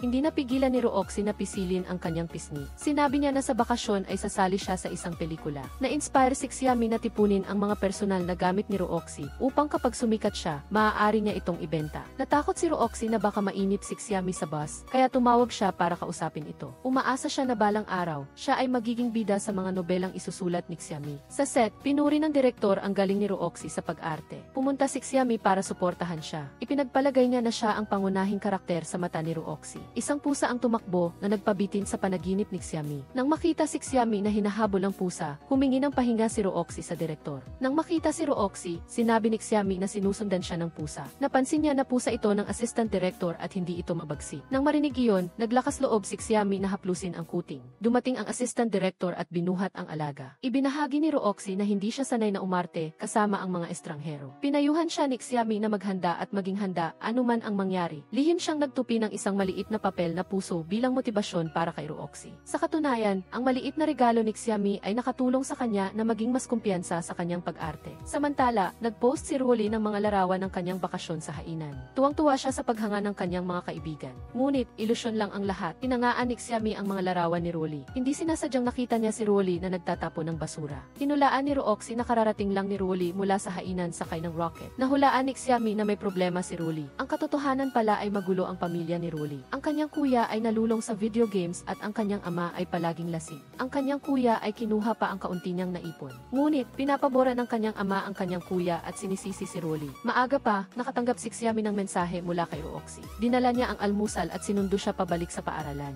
Nagtali si Xiami ng 2 bonds sa kanyang buhok para sa good luck sa bagong taon ng pasukan. Habang pinapanood si Xiami na masayang nakasakay sa likod ng bisikleta ni Rooxi, parehong nalungkot sina Fan Yuan at Rolly. Nang makita ang kanyang mga kaibigan, binigyan ni Rolly ang bawat isa ng ilang kabibi na dinala niya mula sa hainan. Hindi naging masaya si Rooxi. Nang makita na bago ang lahat ng suot ni Xiami, naiinggit si Rolly. Pagkatapos ng class distribution, nanatili sina Fan Yuan at Zhao Rui sa class 1. Ang lahat ng nag-enroll sa social sciences ay nasa iisang klase. Dahil si Rooxi ay nasa top 1-0, pinayagan siyang pumili ng upuan sa tabi ni Xiami. Si Teacher Qiao Yun ang namamahala sa class 6 at hinirang si Rooxi bilang class president. Ngunit, abala si Rooxi sa paglalaro at pambubuyo kay Xiami, kaya hindi niya narinig ang sinabi ng guro. Pagkatapos siyang pagsabihan, nangako siya na magiging isang modelo para sa kanyang mga kaklase mula ngayon. Nang mapansin na hindi pa tapos si Xiami na kopyahin ang mga notes, ipinahiram niya ang kanyang notebook para hindi na niya kailangang tumingin sa blackboard. Nang marinig iyon, nilapitan siya ni Rolly para humiram ng notebook ni Rooxi. Tamang-tama, dumating si Fan Yuan para ibigay ang kanyang notebook. Para kopyahin ang mga mahahalagang notes para kay Xiami. Ginamit ni Rolly ang pagkakataon na hilingin kay Rooxi na tulungan siya sa pag-aaral. Sa klase, inanunsyo ni Teacher Qiao Yun na magkakaroon ng cultural exchange upang salubungin ang mga delegasyon na bibisita sa paaralan.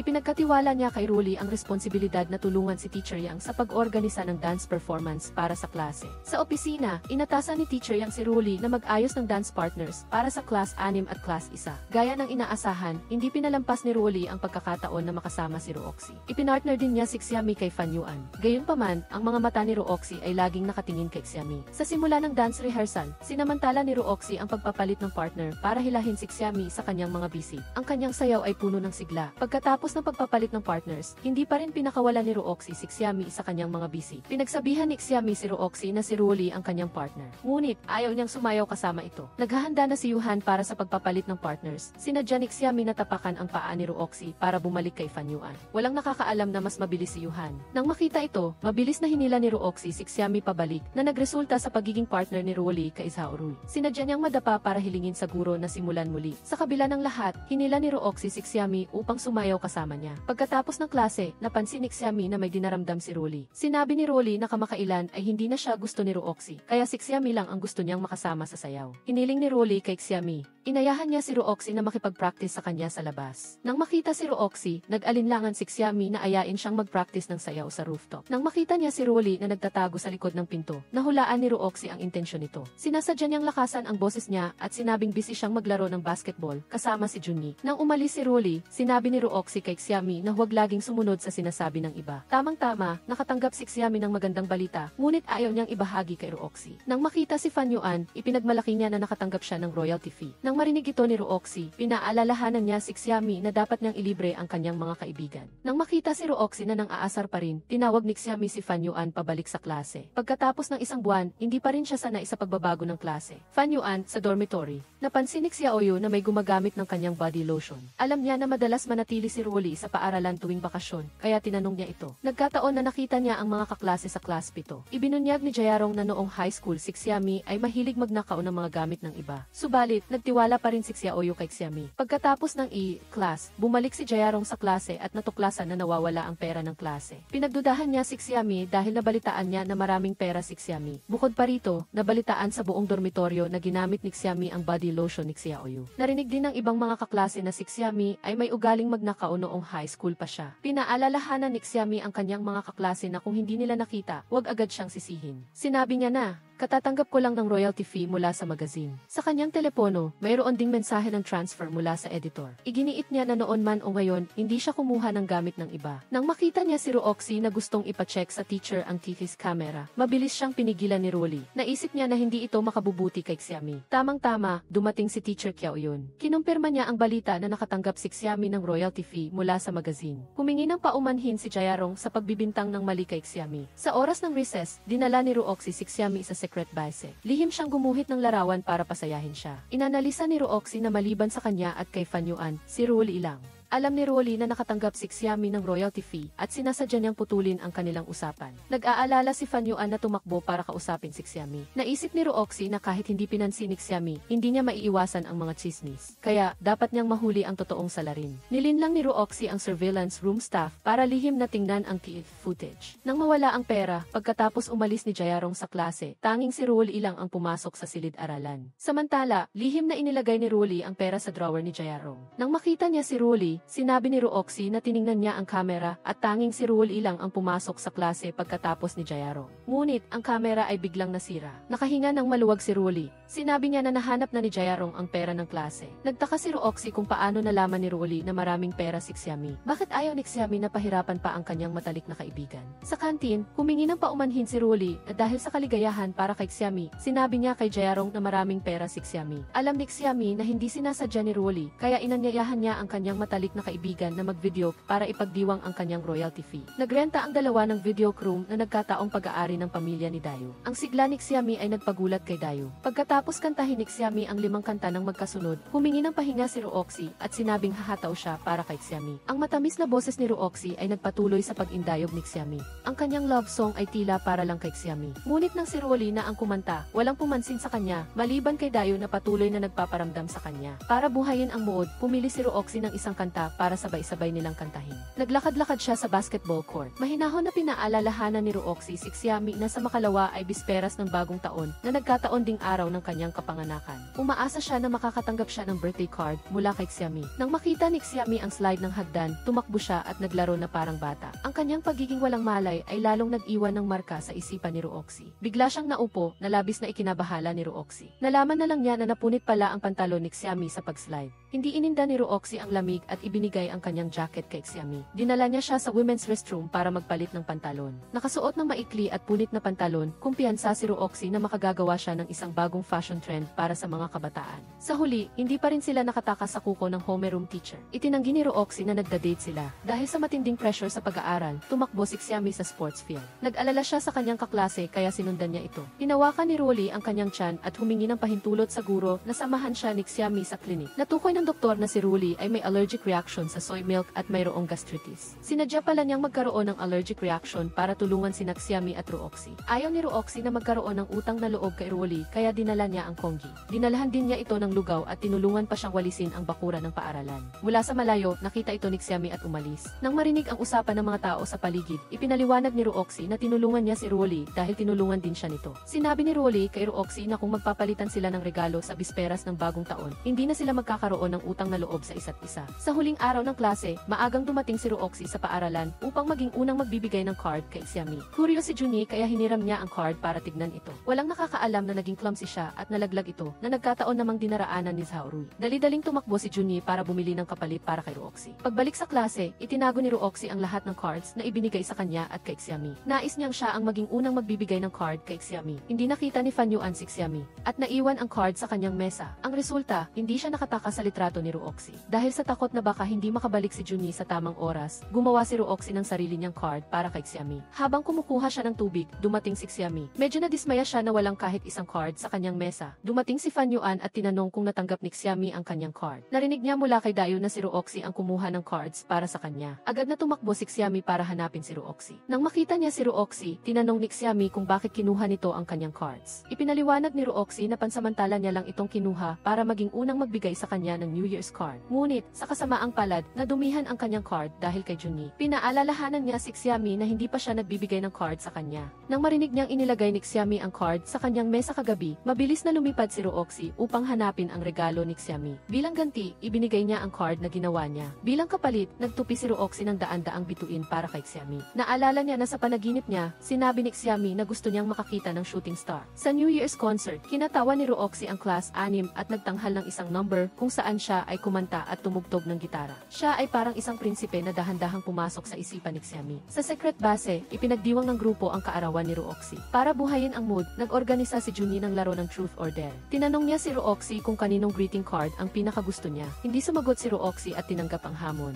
Kailangan niyang buuin ang Rubik's Cube sa loob ng 30 segundo. Kung matalo, kailangan niyang tumakbo ng hubot-hubad sa buong campus. Gayunpaman, natapos ni Rooxy ang hamon sa loob lamang ng 0 segundo. Nang makita si Xiami ng mag-isa, humingi si Rooxy ng regalo sa kanyang kaarawan. Nagkunwari siya na card lang ang kanyang ibibigay, ngunit itinago niya ang regalo sa likod ng kanyang likod. Tamang-tama, dumating si Rolly upang magbigay ng regalo sa kanyang kaarawan. Nang makita na tuwalya ang regalo niya, ayaw ni Rooxy na tanggapin ito. Pinagsabihan siya ni Rolly na pumayag siyang tanggapin ang kanyang regalo. Nagpasalamat si Rooxy kay Rolly, ngunit nakalimutan niyang maghanda ng regalo para sa kanya. Nang makita si Xiami na lumayo, sinubukan siyang sundan ni Rooxy, ngunit pinigilan siya ng kanyang mga kaibigan upang bigyan siya ng mga regalo sa kanyang kaarawan. Kinausap niya si Xiami, nag-alala si Rolly. Ayaw ni Rooxy ang scarf na ibinigay niya. Inamin niya na gusto na niya ito mula nang una silang magkita. Gumawa si Xiami ng dahilan na medyo nahihilo siya, kaya umalis muna siya papunta sa dormitoryo. Balak niyang itapon ang regalo, ngunit hindi niya ito magawa. Nang makita si Fan Yuan, hindi napigilan ni Xiami ang kanyang luha. Nang malaman niya na malungkot siya dahil sa iba, inilagay niya ang regalo sa kanyang bulsa. Samantala, sinabi ni Rolly kay Rooxy na kasama niya si Fan Yuan. Nagtaka si Rooxy kung sinasadya ba niya na ibigay sa kanya ang scarf sa harap ni Xiami. Bakit niya tinanggap ang regalo? Salamat kay Junhee, nakakita siya ng random na ballpen bilang regalo para kay Rolly. Humiling siya na huwag gamitin ang kabaitan ni Xiami dahil hindi siya tanga. Ayaw lang niyang mag-isip ng masama tungkol kay Rolly. Sa ilalim ng malakas na ulan,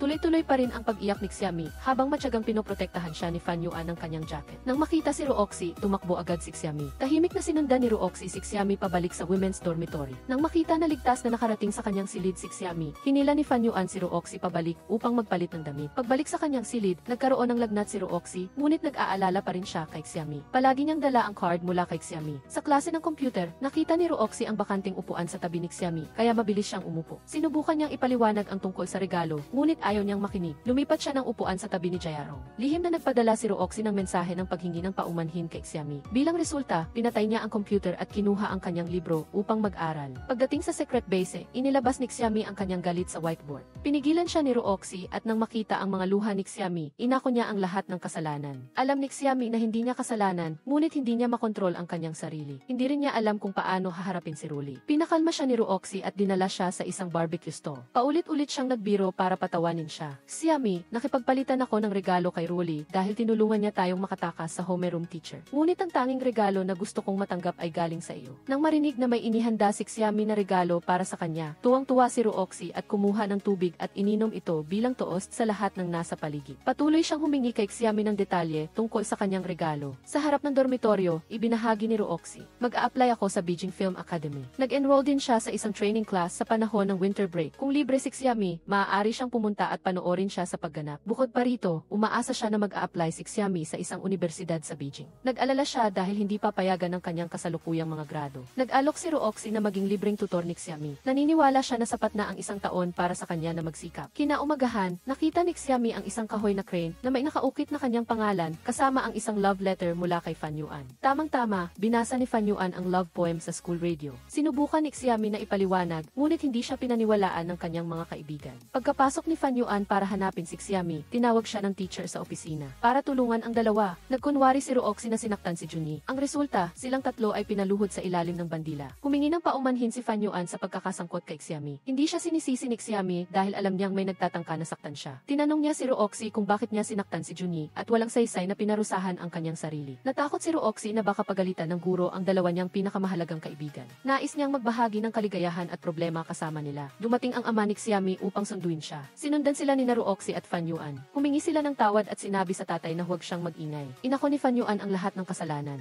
Ipinaliwanag ng nanay ni Xiami na hawak niya ang walis para maglinis at hindi para saktan ang kanyang anak. Natakot na baka hindi sila magustuhan ng tatay. Parehong nanatili sina Rooxy at Fan Yuan upang maglinis kasama ang pamilya. Narinig ni Xiami na hindi nasa dormitoryo si Roxy. Ang nanay ni Xiami ay gusto ring umuwi ang kanyang anak. Natatakot siya na baka pumayat ang kanyang anak dahil sa hindi masarap na pagkain sa paaralan. Simula noong pasukan, nangako si Roxy na kung uwi si Xiami sa halip na manatili sa dormitoryo, susunduin niya ito araw-araw. Nang makita si Roxy na nagugustuhan ng nanay, nalungkot si Fan Yuan. Kinabukasan, ang kuya ni Rolly na si Jinlong ay dumating para hanapin ang kanyang kapatid. Nabangga niya si Junyi sa labas. Ipinakilala niya ang kanyang sarili bilang kuya ni Rolly at pagkatapos ay kinuha ang pitaka ni Junyi. Natuklasan ni Rolly na ninakaw ng kanyang kuya ang pitaka at hinarang niya ang kanyang daan para bawiin ito. Hindi alam ni Fan Yuan ang nangyayari at naisip na inaapi si Rolly, kaya pinrotektahan niya ito. Nang marinig ni Roxy na may magnanakaw, dali-dali siyang hinila ni Fan Yuan para pigilan ito. Itinulak ni Jinlong si Fan Yuan at tumakas. Humihiling si Rolly sa class president na umalis dahil binalik na nito ang pitaka. Narinig ni Roxy si Junyi na sinasabing ang magnanakaw ay nakatatandang kapatid ni Rolly. Ngunit sinabi ni Roxy na wala siyang ganoong kapatid. Nang bumalik sila sa klase, nalaman nilang nagkamali sila sa pag-aakala na maagang nag-date si Xiami. Inangkin ni Rolly ang kahoy na crane at sinabing ibinigay ito ni Fan Yuan sa kanya dahil nag-aalala ito. Maaaring may ibang tao na nag-ukit ng pangalan ni Xiami. Naisip ni Rolly na dahil wala na si Roxy, dapat niyang gamitin ang pagkakataon para sa sarili. Ngunit narinig ni Wang Xiaoyu ang kwento at nilantad si Rolly. Pinayuhan niya si Xiami na makita ang totoong mukha ni Rolly na sadyang ibinigay ang panyo kay Roxy sa harap ni Xiami. Dahil hindi siya napansin, agad na pinuntirya ni Rolly si Fan Yuan.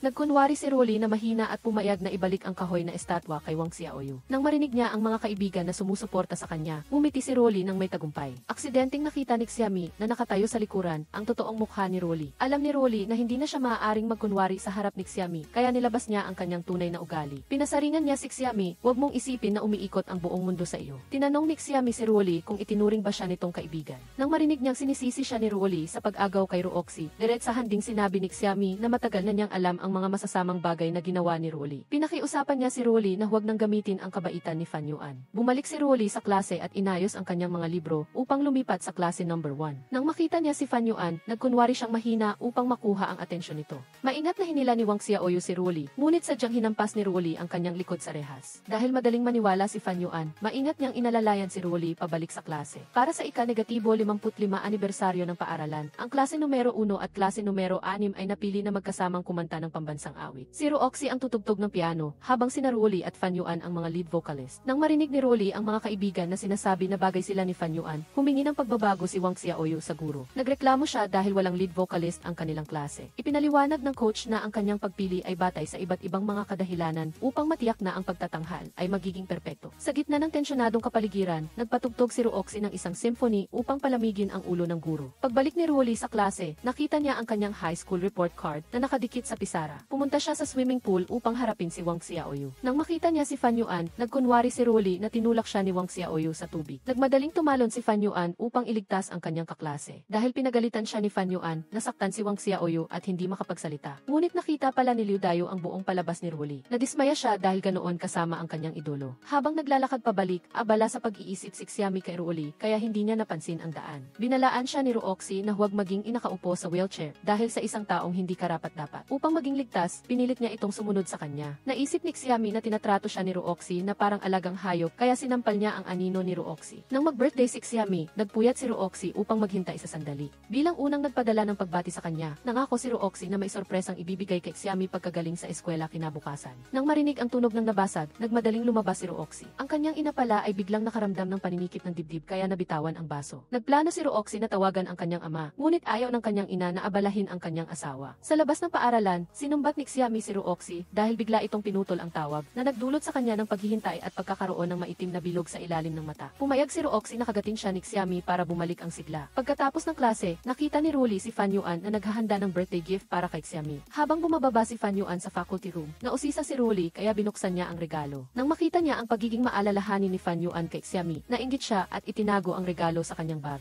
Pagbalik ni Fan Yuan sa klase, hindi niya mahanap ang kanyang regalo. Dahil nangako siya kay Xiami na magkita sa study hall, binilhan na lamang niya ito ng isang kahon ng tsokolete. Sa kabilang banda, matagal nang naghihintay si Xiami, ngunit wala pa rin ang class president, kaya nag-text siya upang magpaalam na uwi na. Hindi niya nakita ang pagiging maalalahanin ni Fan Yuan. Ngunit dinala ni Roxy si Xiami sa sinehan, kung saan ipinakita niya ang isang video na pinagsama-sama ang lahat ng sandali at at itsura ni Xiami. Mismong siya rin ang gumawa at nag-record ng music background. Nang sabihin ni Xiami na pasado lang ang score niya, nagtampo si Rooxy. Nagmamadaling humingi ng tawad si Xiami. Sorpresang binigyan siya ni Rooxy ng popcorn at isang one of a kind na regalo, isang baso ng milk tea na siya mismo ang nagtimpla. Lumapit si Rooxy kay Xiami at pinayuhan siya upang bigyan ng perpektong marka ang kanyang pagiging maalalahanin. Sa daan pa uwi, nakita ni Rolly ang kanyang nakatatandang kapatid na humihingi ng pera. Tinila nito ang kanyang buhok at binasag ang regalo ni Fan Yuan. Binuksan din ng kuya ni Rolly ang kanyang bag at kinuha ang maliit na halaga ng pera na mayroon siya. Nagbanta ang lalaki na kung hindi siya susunod, hindi lang ang pagdidikit ng report card ang gagawin niya. Ngayon lang nalaman ni Rolly na nagkamali siya sa pag-aakala kay Wang Xiaoyu. Nang makita ni Rooxy si Xiami na umiiyak ng husto dahil sa romantic film, sinabi niya na kaibig-ibig ito. Nais ni Xiami na maisalin din ang kanyang trabaho sa malaking screen. Iminungkahi ni Rooxy kay Xiami na mag-aral ng screenwriting na sakto dahil maaari silang mag-aral sa iisang universidad. Naisip din niya na makipagtulungan kay Xiami upang maging isang divine couple sa industriya ng pelikula. Nang pumayag si Xiami, idinikit niya ang kanilang mga pangarap sa pader ng kahilingan.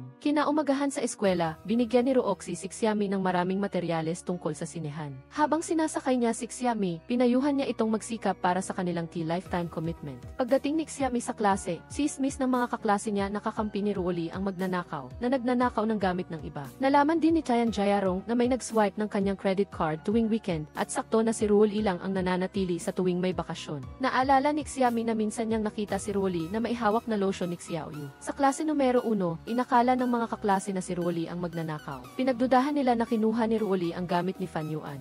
Sinisisi ni Rolly ang kanyang mga kaklase dahil sa pagbibintang sa kanya. Pumasok ang isang kaklase at sinabing nakita niya si Rolly na inilagay ang wishing bottle sa kanyang bag. Nais din ni Liu Dayu na bigyan ng hustisya si Wang Xiaoyu. Pagkatapos ng klase, nagmadaling pumunta si Xiami sa bahay ni Rolly. Tumawag siya kay Rolly at narinig ang malakas na sigaw na labis niyang ikinabahala. Sa loob ng bahay, sinumbat ni Rolly ang kanyang mga magulang dahil sa pagiging spoiled sa kanyang kapatid. Hindi nakinig ang kanyang ama at pumasok para saktan ang kanyang anak na babae. Pumasok si Xiami upang iligtas si Rolly. Ngunit sa halip na maging pasasalamat, hindi niya kailangan ang awa ni Xiami. Naiinis si Rooxy dahil hindi inisip ni Xiami ang kanyang kaligtasan upang iligtas si Rolly at ang nakuha niya lamang ay paninisi. Nang marinig niyang matagal nang alam ni Rooxy ang sitwasyon ng kanyang pamilya. Ngayon lang naintindihan ni Rolly kung bakit madalas siyang yayain ni Xiami kumain, ngunit hindi niya kailangan ang peking awa ni Numan. Nagtaka si Xiami kung sino ba talaga ang nagkukunwari. Pinagsisihan niya ang pagiging mabait sa isang taong hindi karapat-dapat. Inakala ni Rolly na dahil sa kanyang mahirap na pinagmulan, kaya hindi siya minamahal ng mga tao tulad ni Xiami. Ngunit naisip ni Fan Yuan na ang dahilan kung bakit gustong makasama ng mga tao si Xiami ay hindi dahil sa kanyang pinagmulan, kundi dahil sa kanyang pagiging tapat at mabait. Hindi natin mapipili ang ating pinagmulan, ngunit maaari nating piliin kung paano mabuhay. Ang pagiging maalalahanin ni Fan Yuan ay nakatulong kay Rolly na kumalma. Nang magkita sila sa hagdan, narinig ni Xiami ang isang kaklase na sinisiraan si Rolly. Hindi niya ito matiis at ipinagtanggol niya ito.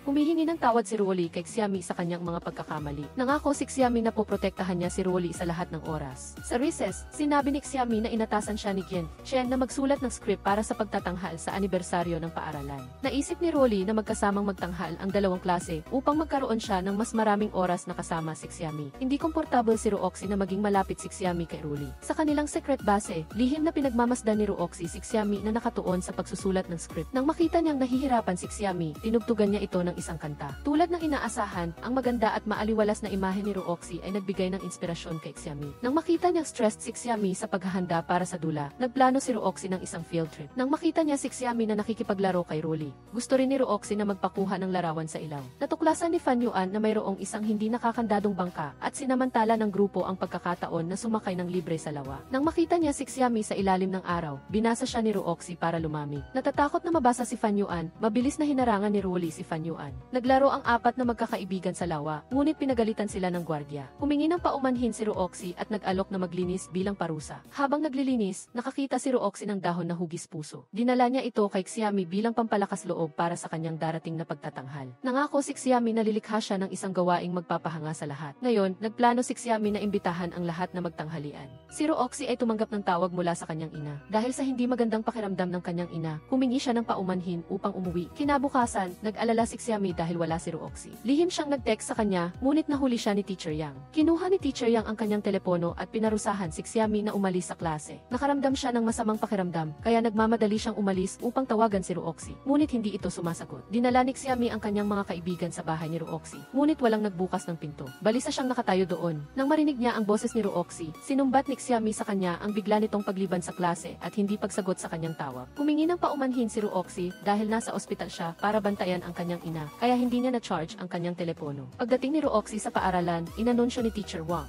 Tinanggap ng universidad sa Germany ang aplikasyon ni Fan Yuan. Nang makita niya ang pag-aalangan ng kanyang estudyante, binigyan siya ni Sir Wang ng karagdagang oras upang mag-isip. Sa rehearsal, ipinaliwanag ni Xiami ang nilalaman ng script. Ang kwento ay umiikot sa pagliligtas sa prinsesa. Ngunit ang pangunahing karakter ay hindi ang prinsipe, kundi isang babaeng mandirigma. Sa kanyang misyon, nakipagkaibigan ang babaeng mandirigma sa isang swordsman. Gustong-gusto ng lahat ng mga estudyante ang script ni Xiami. Dahil limitado ang mga karakter, kailangang bumunot ang lahat ng kanilang papel. Ang sino mang hindi gaganap ay gagampanan ang logistical tasks. Nang makita niya si Rolly na malungkot sa pagganap bilang isang maid, ipinagpalit ni Xiami ang kanyang papel bilang babaeng mandirigma. Nagkataon na ang papel ni Fan Yuan ay bilang swordsman. Gusto ni Tian Jayarong na baguhin ang kanyang papel dahil ayaw niyang gumanap na kaibigan ng taong kumuha ng kanyang mga gamit. Sinabi ni Rolly na hindi bagay sa karisma ni Tian Jayarong ang pagiging prinsesa. Pinaalalahanan ni Fan Yuan ang lahat na huwag kumilos ng padalus-dalos dahil wala silang masyadong oras para mag-ensayo. Hinimok ni Rooxie ang lahat na magkaisa at ipakita sa buong paaralan kung gaano sila katatag bilang isang grupo. Nang makita niya na pagod si Rooxie, binigyan siya ni Xiami ng ilang musikal na nota. Pumayag siyang bigyan si Rooxie ng isang unconditional right. Nagulat si Rooxie at niyakap si Xiami. Alam niyang hindi siya maaaring lumampas sa hangganan, kaya hiniram niya ang kamay ni Xiami. "Oh, maliit na nagniningning na araw, maaari mo ba akong pahiramin ng walang hanggang enerhiya?"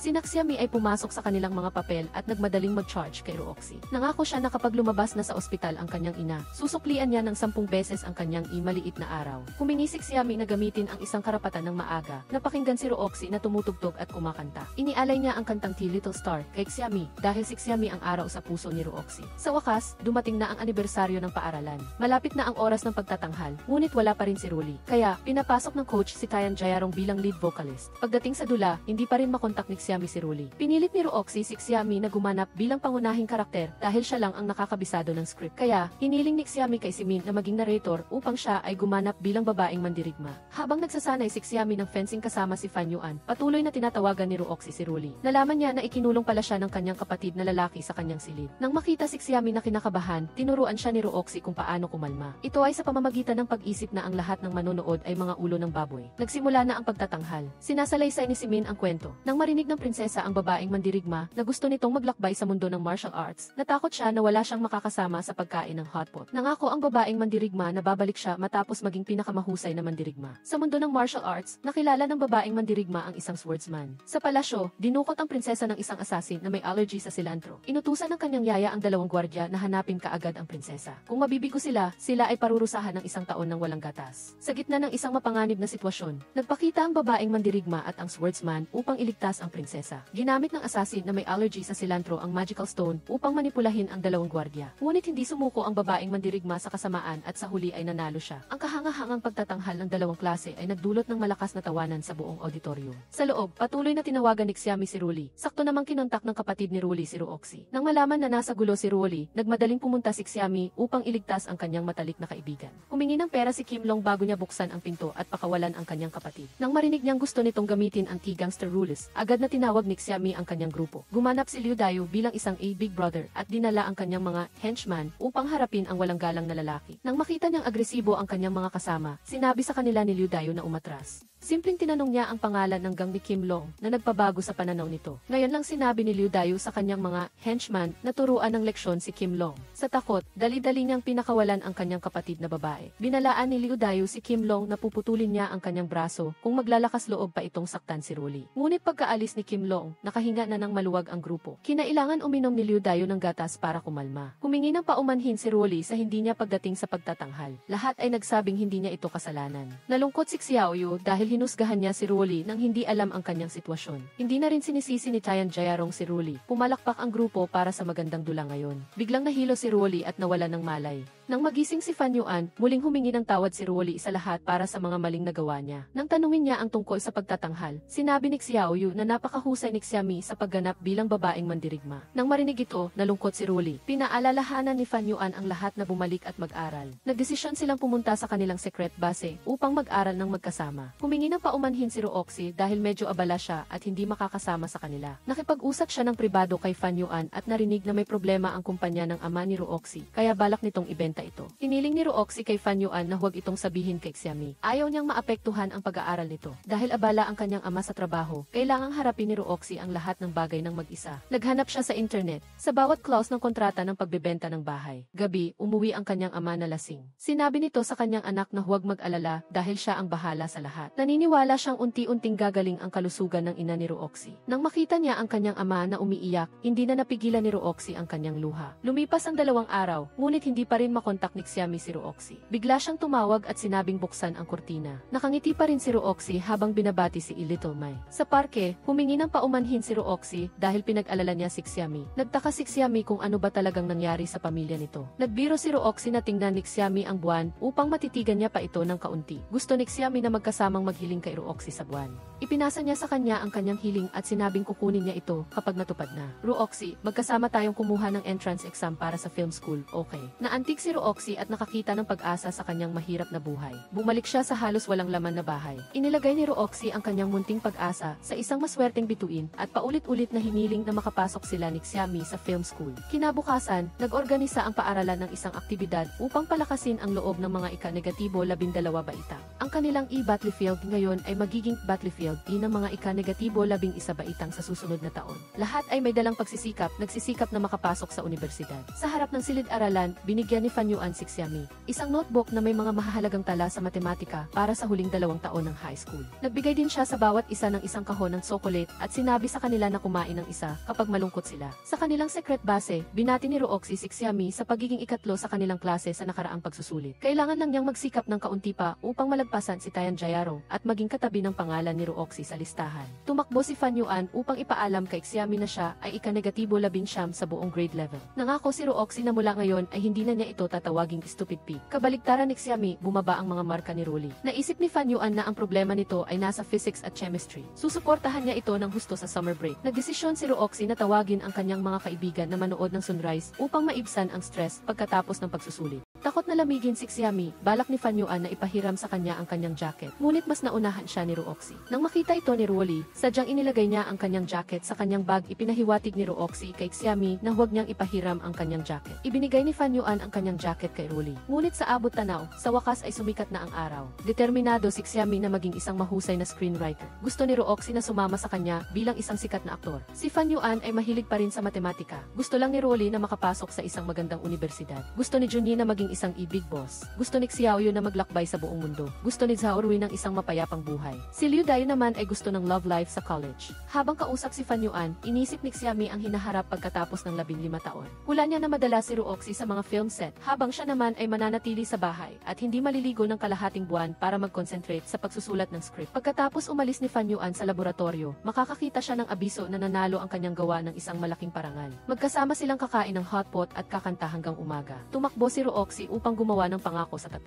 Bukod dito, gusto niyang gumawa ng 15 taong pangako kay Xiami lamang. Lumapit siya at bumulong sa tainga nito. Nagtakda sila ng isang pangako na hindi sila magkikita sa loob ng 15 taon at hindi babalik. Pagkatapos ihatid si Xiami sa harap ng kanyang bahay, biglang yakap siya ni Fan Yuan. Sinabi niya na kailangan niyang maglakbay kasama ang kanyang mga magulang sa summer break, kaya hindi niya makikita ang lahat. Naghintay siya hanggang makapasok si Xiami sa bahay. Diretsong tinanong ni Ruoxi si Fan Yuan kung bakit hindi niya sinabi ang tungkol sa kanyang pagpunta sa Germany. Sinabi ni Ruoxi, gusto ko pa rin si Xiami. Alam kong ikaw lang ang nasa isip niya. Mas maaga akong pupunta sa Germany dahil lihim na ipinadala ng aking ama ang resulta ng aking math olympiad sa universidad doon. Hindi ko sinabi dahil ayaw ko kayong maging malungkot ni Xiami. Wala akong lakas ng loob na harapin ito, kaya hiniling ko sa iyo na aliwin siya pagkaalis ko. Pagbalik sa paaralan, hindi na makontak ni Xiami si Ruoxi. Samantala, narinig ni Ruoli na nag-aral na sa ibang bansa si Fan Yuan. Pumunta siya upang hanapin si Xiami. Tinanong ni Ruoli, bakit hindi mo sinabi sa akin na pumunta na sa Germany si Fan Yuan? Hindi alam ni Xiami, ngunit inakala ni Rolly na nagkukunwari siya. Naniniwala si Wang Xiaoyu na kung hindi kumapit si Rolly kay Xiami, hindi nito maaabot si Fan Yuan. Nang makita ni Xiami na nawawala ng kontrol si Rolly, sinubukan niya itong pigilan. Ngunit itinulak siya ni Rolly. Pinakiusapan ni Wang Xiaoyu si Xiami na magising dahil hindi kailanman itinuring ni Rolly na kaibigan si Xiami, kaya hindi nito pinapansin ang nararamdaman niya. Nang hanapin niya si Ruoxi, nakita lamang ni Xiami ang walang laman na bahay. Mayroon lamang isang kahon na naglalaman ng basketball trophy ni Ruoxi at family picture. Napagtanto niya kung gaano ito nagdusa sa nakalipas na panahon. Ruoxi, nasaan ka? Huwag mo akong iwan dito. Pagkatapos ng klase, tinanong ni Junyi si Xiami tungkol sa sitwasyon ni Ruoxi. Hindi alam ni Xiami kung ano ang sasagutin. Tumitingin na lang siya sa upuan ni Ruoxi at umiiyak. Dinala ni Wang Xiaoyu kay Xiami ang numero ng kwarto ng ina ni Ruoxi. Nagpasalamat si Xiami kay Wang Xiaoyu at dali-daling tumakbo patungo sa ospital. Sakto namang narinig niya ang doktor na sinasabihan si Ruoxi na maging handa dahil hindi maganda ang kalusugan ng kanyang ina. Lumingon si Ruoxi at nakita si Xiami. Sa lungkot, hindi na napigilan ni Ruoxi ang kanyang luha. Sinabi ni Xiami na huwag niyang subukang harapin ang lahat ng mag-isa. Alam ni Ruoxi na kararating lang ni Xiami galing sa eskwela, kaya sinabi niya na umuwi na ito at mag-aral. Nang marinig ang tawag ng kanyang ina, dali-daling pinunasan ni Ruoxi ang kanyang mga luha at inalagaan ito. Upang mapanatag ang loob ng kanyang ina, sinabi ni Ruoxi na malapit nang makahanap ang doktor ng angkop na puso para sa kanya. Alam ng ina ni Ruoxi na wala na siyang lunas at nag-aalala lamang siya para sa kanyang anak. Pumasok si Xiami upang maging saksi para kay Ruoxi. Naniniwala siya na sa panlabas ay isip bata si Ruoxi. Ngunit maaasahan sa mga mahalagang sandali. Sa klase, si Ruoxi ay tinaguriang key all-around warrior. Sa labas, nagpasalamat si Ruoxi kay Xiami sa pagtulong nitong magsinungaling. Humingi siya ng kabayaran sa pamamagitan ng pag-aalaga sa sarili at hindi nawawalan ng komunikasyon sa kanya. Nang makita niyang walang laman ang bahay ni Ruoxi, natakot siyang hindi na niya ito makikita. Xiami, humihingi ako ng tawad. Pinilit ni Xiami si Ruoxi na umuwi sa kanyang ina. Tinitiyak niya na makakauwi siya ng ligtas. Sa ospital, sinabi ni Yi Zhang na ang isang kaibigan ay nakipag-ugnayan sa isang ospital sa Shanghai at posibleng makahanap doon ng angkop na puso para sa ina ni Ruoxi. Pagkatapos pag-isipan, gusto niyang dalhin ang kanyang asawa doon. Sinabi niya sa kanyang anak na manatili at mag-focus sa kanyang pag-aaral. Hindi pumayag si Ruoxi. Gusto niyang sumama upang alagaan ang kanyang ina. Sa pinakamahirap na oras, hindi niya maaaring iwanan ang kanyang pamilya. Kinabukasan, tumayo si Ruoxi sa wooden bridge at hinintay si Xiami. Nang makita niya itong nagmamadali, mabilis niyang pinunasan ang kanyang pawis. Ibinigay ni Xiami sa kanya ang lahat ng kanyang naipon. Kahit na hindi ito malaki, maaari itong makatulong kay Ruoxi. Bilang pasasalamat, dinala ni Ruoxi si Xiami upang uminom ng milk tea. Nagtaka ang may-ari ng tindahan, ito ba ang espesyal na kaibigan ni Ruoxi? Nalaman na pala na sinundan ni Ruoxi ang may-ari upang matutunan ang pagtimpla ng milk tea para kay Xiami. Pagkatapos tikman ang espesyal na milk tea, binigyan ni Xiami ng perpektong marka si Ruoxi. Habang bumibili si Xiami ng stinky tofu, lihim na ibinalik ni Ruoxi ang bank card sa kanya. Habang magkasamang kumakain ng stinky tofu, dahan-dahang pinunasan ni Ruoxi ang bibig ni Xiami. Sinabi ni Xiami na natapos na niya ang kanyang homework at humingi na siya ng permiso sa kanyang mga magulang na lumabas. Gusto ni Ruoxi na dalhin si Xiami sa isang lugar, ang Key Inspiration Wall. Sinabi niya na mula pa nang una niyang malaman ang tungkol sa lugar na ito, gusto na niyang pumunta dito kasama si Xiami. Pagkatapos, nagpatulong sila sa isang dumadaan upang kunan sila ng litrato. Naglagay si Ruoxi ng malaking puso sa pagitan ng kanilang dalawang pangalan. Umaasa si Xiami na makakabalik sila ni Ruoxi upang magpakuha ng litrato bawat taon. Sa harap ng kanyang bahay, dahan-dahang hinila ni Ruoxi si Xiami upang magkasama pa sila ng kaunti. Naramdaman ni Xiami na ang araw na ito ay parang isang magandang panaginip. Natatakot siya na magising siya kapag umakyat na siya sa bahay. Biglang hinawakan ni Xiami ang kamay ni Ruoxi at naglakad pa sila ng kaunti. Pagkatapos gawin ang kanyang takdang aralin, nakita ni Xiami ang bank card. Sa kanyang bag tinawagan niya si Zhang Ruoxi, ngunit wala siyang lakas ng loob na sagutin ang tawag. Nag-text si Zhang Ruoxi na, Xiami, dadalhin ko at ng tatay ko ang nanay ko sa Shanghai para magpagamot. Kapag gumaling na siya, tiyak na babalik ako para hanapin ka. Hindi ko malilimutan ang ating pangako. Ngunit dahil kailangan nilang maghintay ng medical van, isinunod na lang ni Tatay Zhang ang kanyang asawa. Kailangan muna ni Zhang Ruoxi na pumunta sa Shanghai para asikasuhin ang mga papeles para sa kanyang nanay. Pagkasakay niya ng kotse, tumakbo si Xiami sa gitna ng malakas na ulan. Patuloy na tumakbo si Xiami para sundan si Zhang Ruoxi hanggang sa siya ay bumagsak. Tanging pangalan niya lang ang kaya niyang isigaw ng walang pag-asa. Ngunit, noong nasa ika-negatibo 12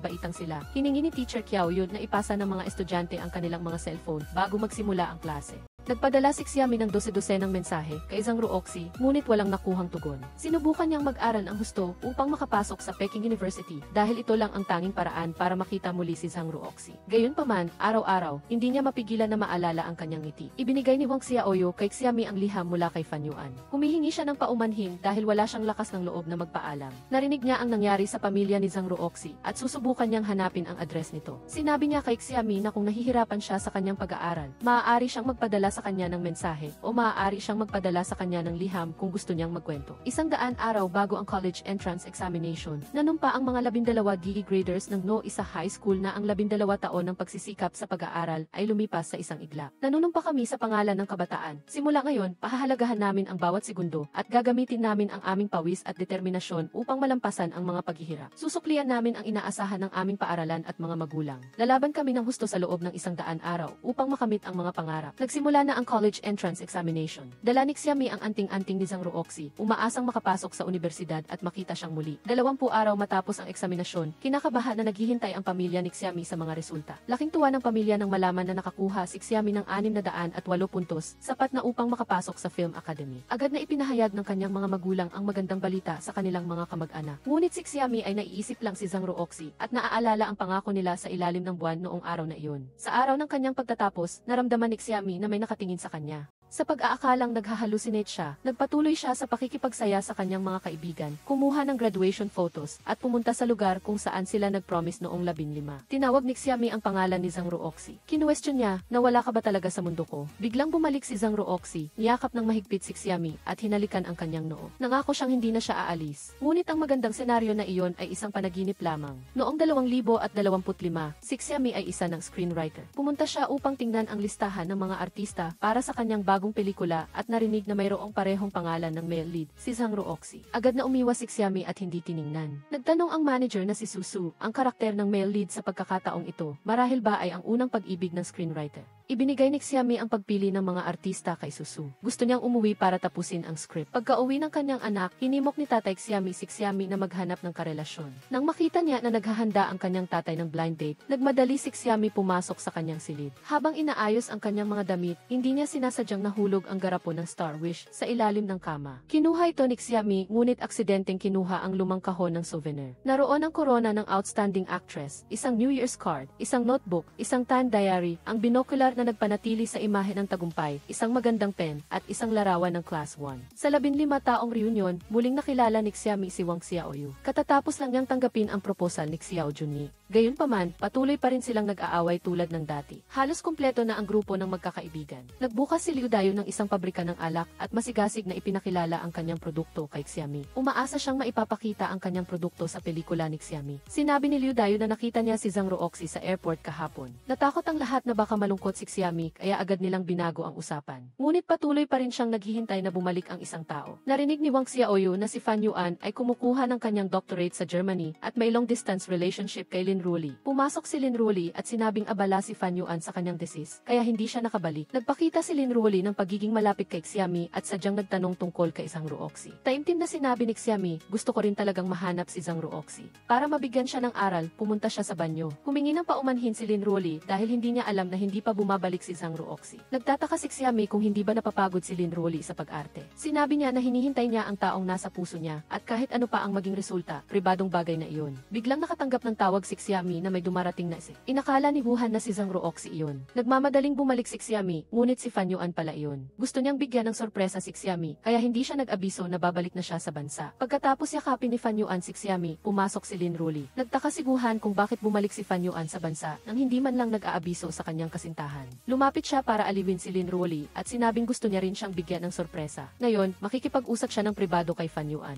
Nagtaka si Xiami kung bakit siya bumalik para suyuin si Lin Ruli. Sinabi ni Fan Yuan na naalala niya ang pangako nila 15 taon na ang nakakaraan, kaya bumalik siya sa bansa. Hindi rin nakalimutan ni Xiami, ngunit sayang dahil may isang taong nakalimutan na. Sinabi ni Fan Yuan na pagkaalis ni Zhang Ruoxi, nawalan na siya ng komunikasyon sa Shanghai. Kinuha ni Fan Yuan na natakot si Zhang Ruoxi na maging pabigat sa kanyang mga kaibigan. Sinisisi ni Xiami si Zhang Ruoxi dahil nagdesisyon siya ng mag-isa nang hindi man lang nagpapaalam. Sa loob ng maraming taon, nagpadala siya sa kanya ng mga mensahe sa bawat mahalagang sandali sa kanyang buhay. Ang tanging pagkakataon na may sumagot sa tawag niya ay hindi pala si Zhang Ruoxi. Nang makita si Lin Ruli, nagpaalam si Xiami at sinabing uwi na siya para tapusin ang kanyang script. Pagkaalis ni Xiami, ayaw nang mag-aksaya ng oras si Fan Yuan sa pag-arte para kay Lin Ruli. Humingi si Lin Ruli ng pagkakataon na makipag-usap sa kanya.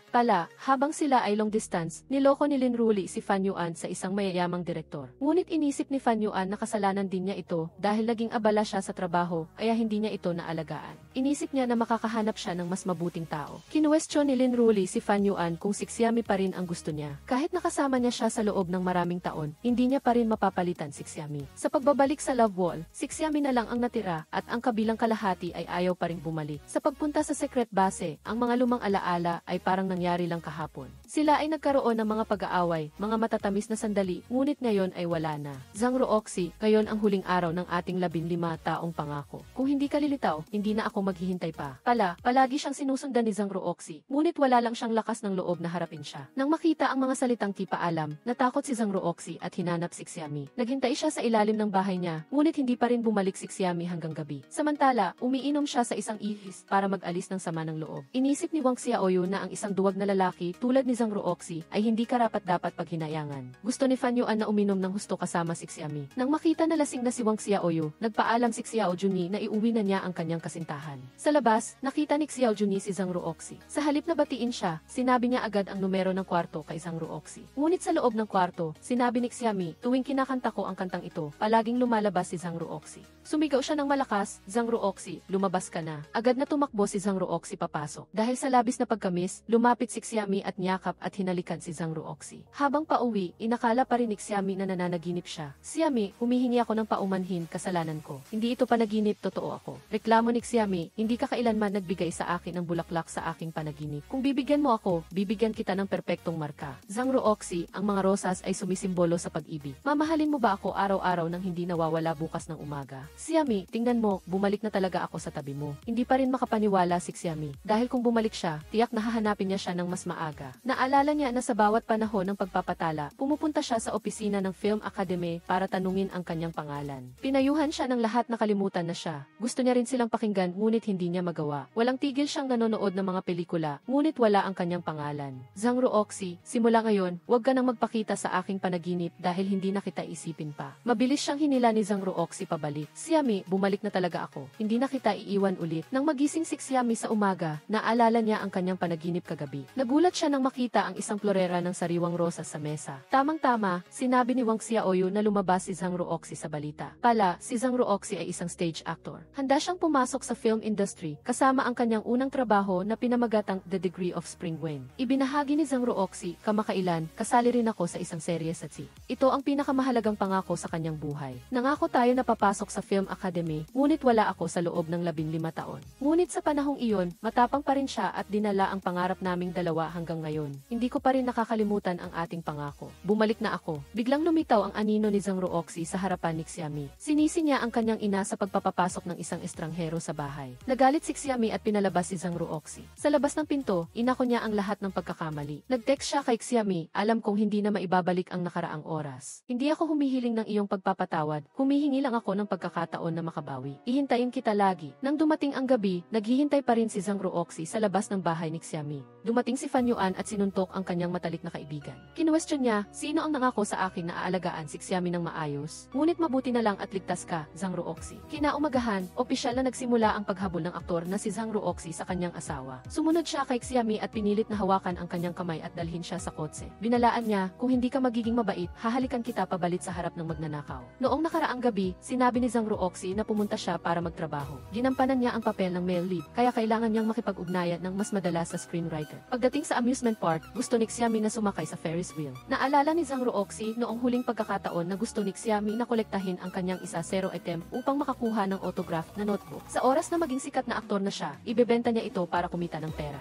Inisip ni Xiami na iyon ay isang biro lang noong bata pa sila. Nang nasa tuktok na ang Ferris wheel, nag-wish si Zhang Ruoxi na makasama niya ang taong mahal niya. Napatawa siya dahil naniniwala pa rin siya sa mga bagay na pambata. Inisip ni Zhang Ruoxi na hanggat magkatotoo iyon, handa siyang mag-wish ng 1,000 beses. Habang nasa daan sila para kumuha ng litrato, napansin ni Xiami na malapit ng umulan. Naramdaman niya ang matinding takot na hindi siya makahinga. Pinalaki ni Zhang Ruoxi ang loob ni Xiami para kumalma siya. Sa harap ng bahay, sinabi ni Xiami kay Zhang Ruoxi na huwag na siyang hanapin pa. Maliban sa trabaho, ayaw na niya siyang makita ulit. Nang marinig si Zhang Ruoxi na humihingi ng isang pagkakataon, sinabi ni Xiami na sa loob ng 15 taon, araw-araw siyang nagbigay sa kanya ng pagkakataon. Ngunit hindi siya kailanman binigyan ng pagkakataon. Umalis siya nang walang paalam sa loob ng 15 taon. Nang bumalik siya, hindi man lang siya nagpaliwanag at gusto na niya kanyang magsimula muli. Kinabukasan, sa halip na hayagan, lihim na sinundan ni Zhang Ruoxi si Xiami. Nadaanan ni Lin Ruoli si Xiami at tinanong siya tungkol sa pagbabalik ni Zhang Ruoxi. Sinabi ni Xiami na hindi niya kailanman naging karibal si Lin Ruoli. Kung mahal niya talaga si Fan Yuan, dapat siyang maging mapagpasalamat sa kanya sa halip na sisihin ang iba. Pagkaalis ni Lin Ruoli, nag-order si Zhang Ruoxi ng cake para kay Xiami. Nang marinig niyang ayaw niya ng cake, nagpalit siya ng iba't ibang uri ng cake. Ibinabalik ni Xiami ang cake kay Zhang Ruoxi. Nagmamadaling humingi ng paumanhin si Zhang Ruoxi at nangakong hindi na siya susunod pa. Tamang-tama, narinig ni Xiami na nasa ospital ang kanyang ama.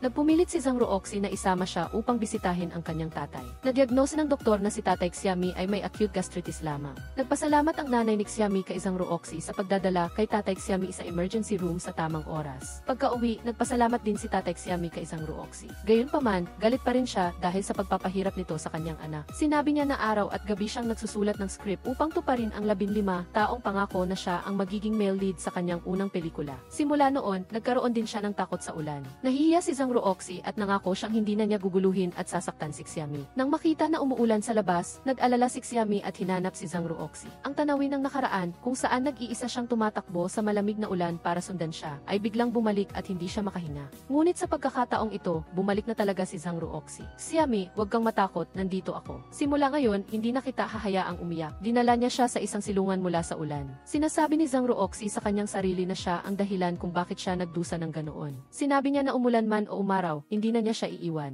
Xiami, mapapatawad mo ba ako? Gumawa si Xiami ng dahilan na natatakot siyang maapektuhan ang karakter ng male lead, kaya sinundan niya siya. Kinaumagahan, naramdaman ni Xiami ang isang kawalan nang hindi na siya sinusundan ni Zhang Ruoxi. Gumawa siya ng dahilan sa trabaho upang makipag-ugnayan sa kanya. Ngunit sinagot ni Xiao Junyi ang telepono at sinabing nahihiya si Zhang Ruoxi na makita siya, kaya nag-impake siya upang bumalik sa Beijing. Pagdating sa bahay ni Zhang Ruoxi, nagsisisi si Xiao Junyi dahil huli nang dumating si Xiami. Nag-iwan si Zhang Ruoxi ng isang kahon ng mga larawan ni Xiami. Pala, hindi siya kailanman nawala sa kanyang mahahalagang sandali. Kahit noong graduation niya o noong pumasok siya sa universidad, palagi siyang lihim na sinusundan. Nagmamadaling tinanong ni Xiami ang flight ni Zhang Ruoxi at lumabas siya mula sa silid. Ipinaliwanag ni Xiao Junyi na mayroon siyang mataas na lagnat at tinawag ang pangalan ni Xiami buong gabi, kaya kailangan niyang gamitin ang plano na ito. Sinisi ni Xiami si Zhang Ruoxi dahil nakipagsabuatan siya kay Xiao Junyi upang linlangin siya. Ngunit napakahina na niya at nahulog sa yakap ni Xiami. Matapos dalhin siya sa kanyang silid upang uminom ng gamot, nagpaalam si Xiami at sinabing aalis na siya. Agad siyang hinila ni Zhang Ruoxi pabalik. Gusto ni Xiami na malaman ang totoo. Bakit niya pinalitan ang kanyang numero ng telepono? Hindi siya pumasok sa film academy at lihim siyang sinundan. Ikiniwento ni Zhang Ruoxi na pagdating niya sa Shanghai, naloko ang kanyang tatay at nawala ang lahat ng pera para sa operasyon ng kanyang nanay. Iyon ang unang pagkakataon na nakita niyang umiyak ang kanyang tatay na parang bata. Pagkaraan ng ilang sandali pagkatapos ng heart transplant ng kanyang nanay, bigla siyang nahimatay. Sinisi niya ang kanyang sarili dahil nasayang niya ang 2 taon ng paghahanda ng kanyang anak para sa college entrance exam dahil mahina pa ang kanyang nanay at kapos sa pera ang pamilya. Hindi naglakas loob si Zhang Ruoxi na mag-apply sa isang universidad sa Beijing. Bumalik siya sa kanyang bayan upang hanapin si Xiami. Ngunit nang makita ang kanyang sitwasyon, ayaw niyang maging pabigat sa kanya. Nanatili siya sa Shanghai para mag-aral at pagkatapos ay naghanap ng trabaho. Gayunpaman, puno ng hamon ang landas ng pagiging artista. Dahil hindi siya nakakuha ng anumang papel, nagtrabaho na lang si Zhang Ruoxi bilang delivery man para kumita ng pera.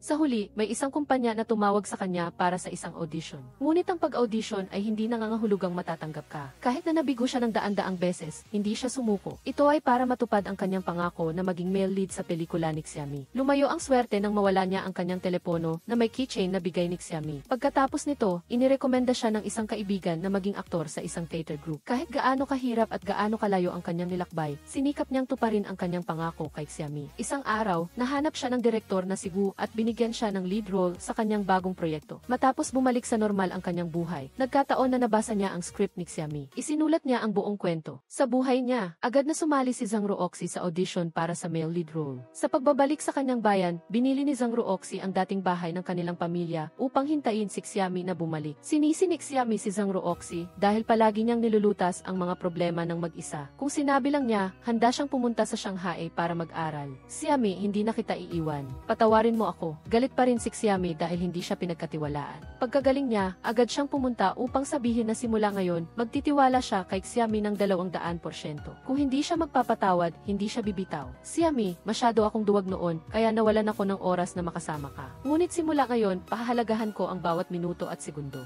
Nang makita si Xiami nang umiti, sinamantala ni Zhang Ruoxi ang pagkakataon at hinalikan siya sa labi bilang pasasalamat. Magkahawak kamay na bumalik sila sa wooden bridge. Naalala nila ang mga alaala ng pagiging Tom at Cherry sa isa't isa. Upang maibalik ang pakiramdam na iyon, isinuot ni Zhang Ruoxi ang kanyang jacket at kinarga ang kanyang kasintahan sa kanyang likod. Nagpasya siyang mag-gym ng husto upang makaya niyang kargahin si Xiami kahit na umabot siya sa 100 kilo. Pagkalipas ng ilang sandali, opisyal na natapos ang shooting ng pelikula ni Xiami. Umaasa si Director Wu na makatrabaho siya sa kanyang susunod na pelikula. Upang batiin si Xiami, ipinakita ni Fan Yuan ang isang litrato noong bata pa siya. Nagulat si Xiami dahil nakilala na pala niya siya sa tren. Noong panahong iyon, binubuli si Fan Yuan at ipinagtanggol siya ni Xiami. Tinakot pa niya ang mga bullies sa pamamagitan ng pag-iyak. Pagkatapos noon, ibinigay ni Fan Yuan ang larawan sa kanyang i-heroine. Nagpaalam siya sa dalawa niyang kaibigan dahil kailangan na niyang pumunta sa airport pabalik ng Germany. Sa hotel, mahigpit na niyakap ni Lin Ruli si Fan Yuan. Natakot siya dahil hindi siya hahayaan ng kanyang kuya na kakatapos lang na makulong. Samantala, binigyan ni Zhang Ruoxi si Xiami ng isang sorpresa. Ito ay isang pader ng mga litrato na nagtatala ng lahat ng magagandang sandali ng kanilang kabataan.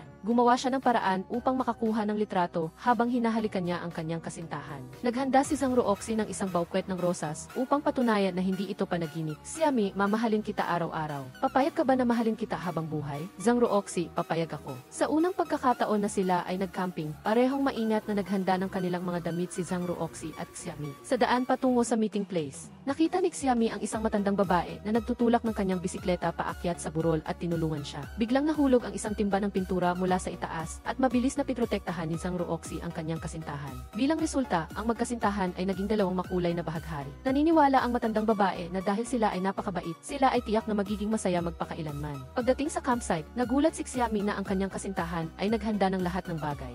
Pumunta siya dito noong nakaraang gabi upang personal na ihanda ang lahat. Alam na limitado ang kakayahan ng kanyang kasintahan sa pagluluto. Personal na inihaw ni Zhang Ruoxi ang karne para sa kanya. Ngunit biglang nagliyab ang karne. Agad na ginamit ni Zhang Ruoxi ang fire extinguisher upang apulain ang apoy. Ngunit sinira nito ang lahat ng karne. Nang aalis na sana siya para bumili ng pagkain, biglang umulan. Mahigpit niyang niyakap si Xiami na nanginginig sa takot. Gusto ni Zhang Ruoxi na iparamdam sa kanya na muling makikilala ang ulan. Sinabi niya na napakagaan ng ulan na kahit hampasin pa ito sa kamay ay hindi masakit. Narinig din niya na ang ulan ay bumubulong at sinasabing masaya ito na muling makipagkaibigan kay Xiami. Nagkaroon siya ng lakas ng loob na lampasan ang kanyang takot. Sa huli, matagumpay na inihaw ni Zhang Ruoxi ang karne para sa kanyang kasintahan. Hindi niya nakalimutan na itala ang masayang sandaling ito. Tamang-tama, tumawag si Xiao Junyi upang magkwento tungkol sa abnormal na pag-ugali ni Wang Xiaoyu at inistorbo niya ang masayang sandali ng magkasintahan. Patuloy na nagreklamo si Xiao Junyi tungkol sa kanyang premarital na buhay. Ang isang matamis na gabi ay naging isang gabi na kasama si Xiao Junyi. Upang makabawi, ginawa ni Zhang Ruoxi ang isang star path para sa kanyang kasintahan.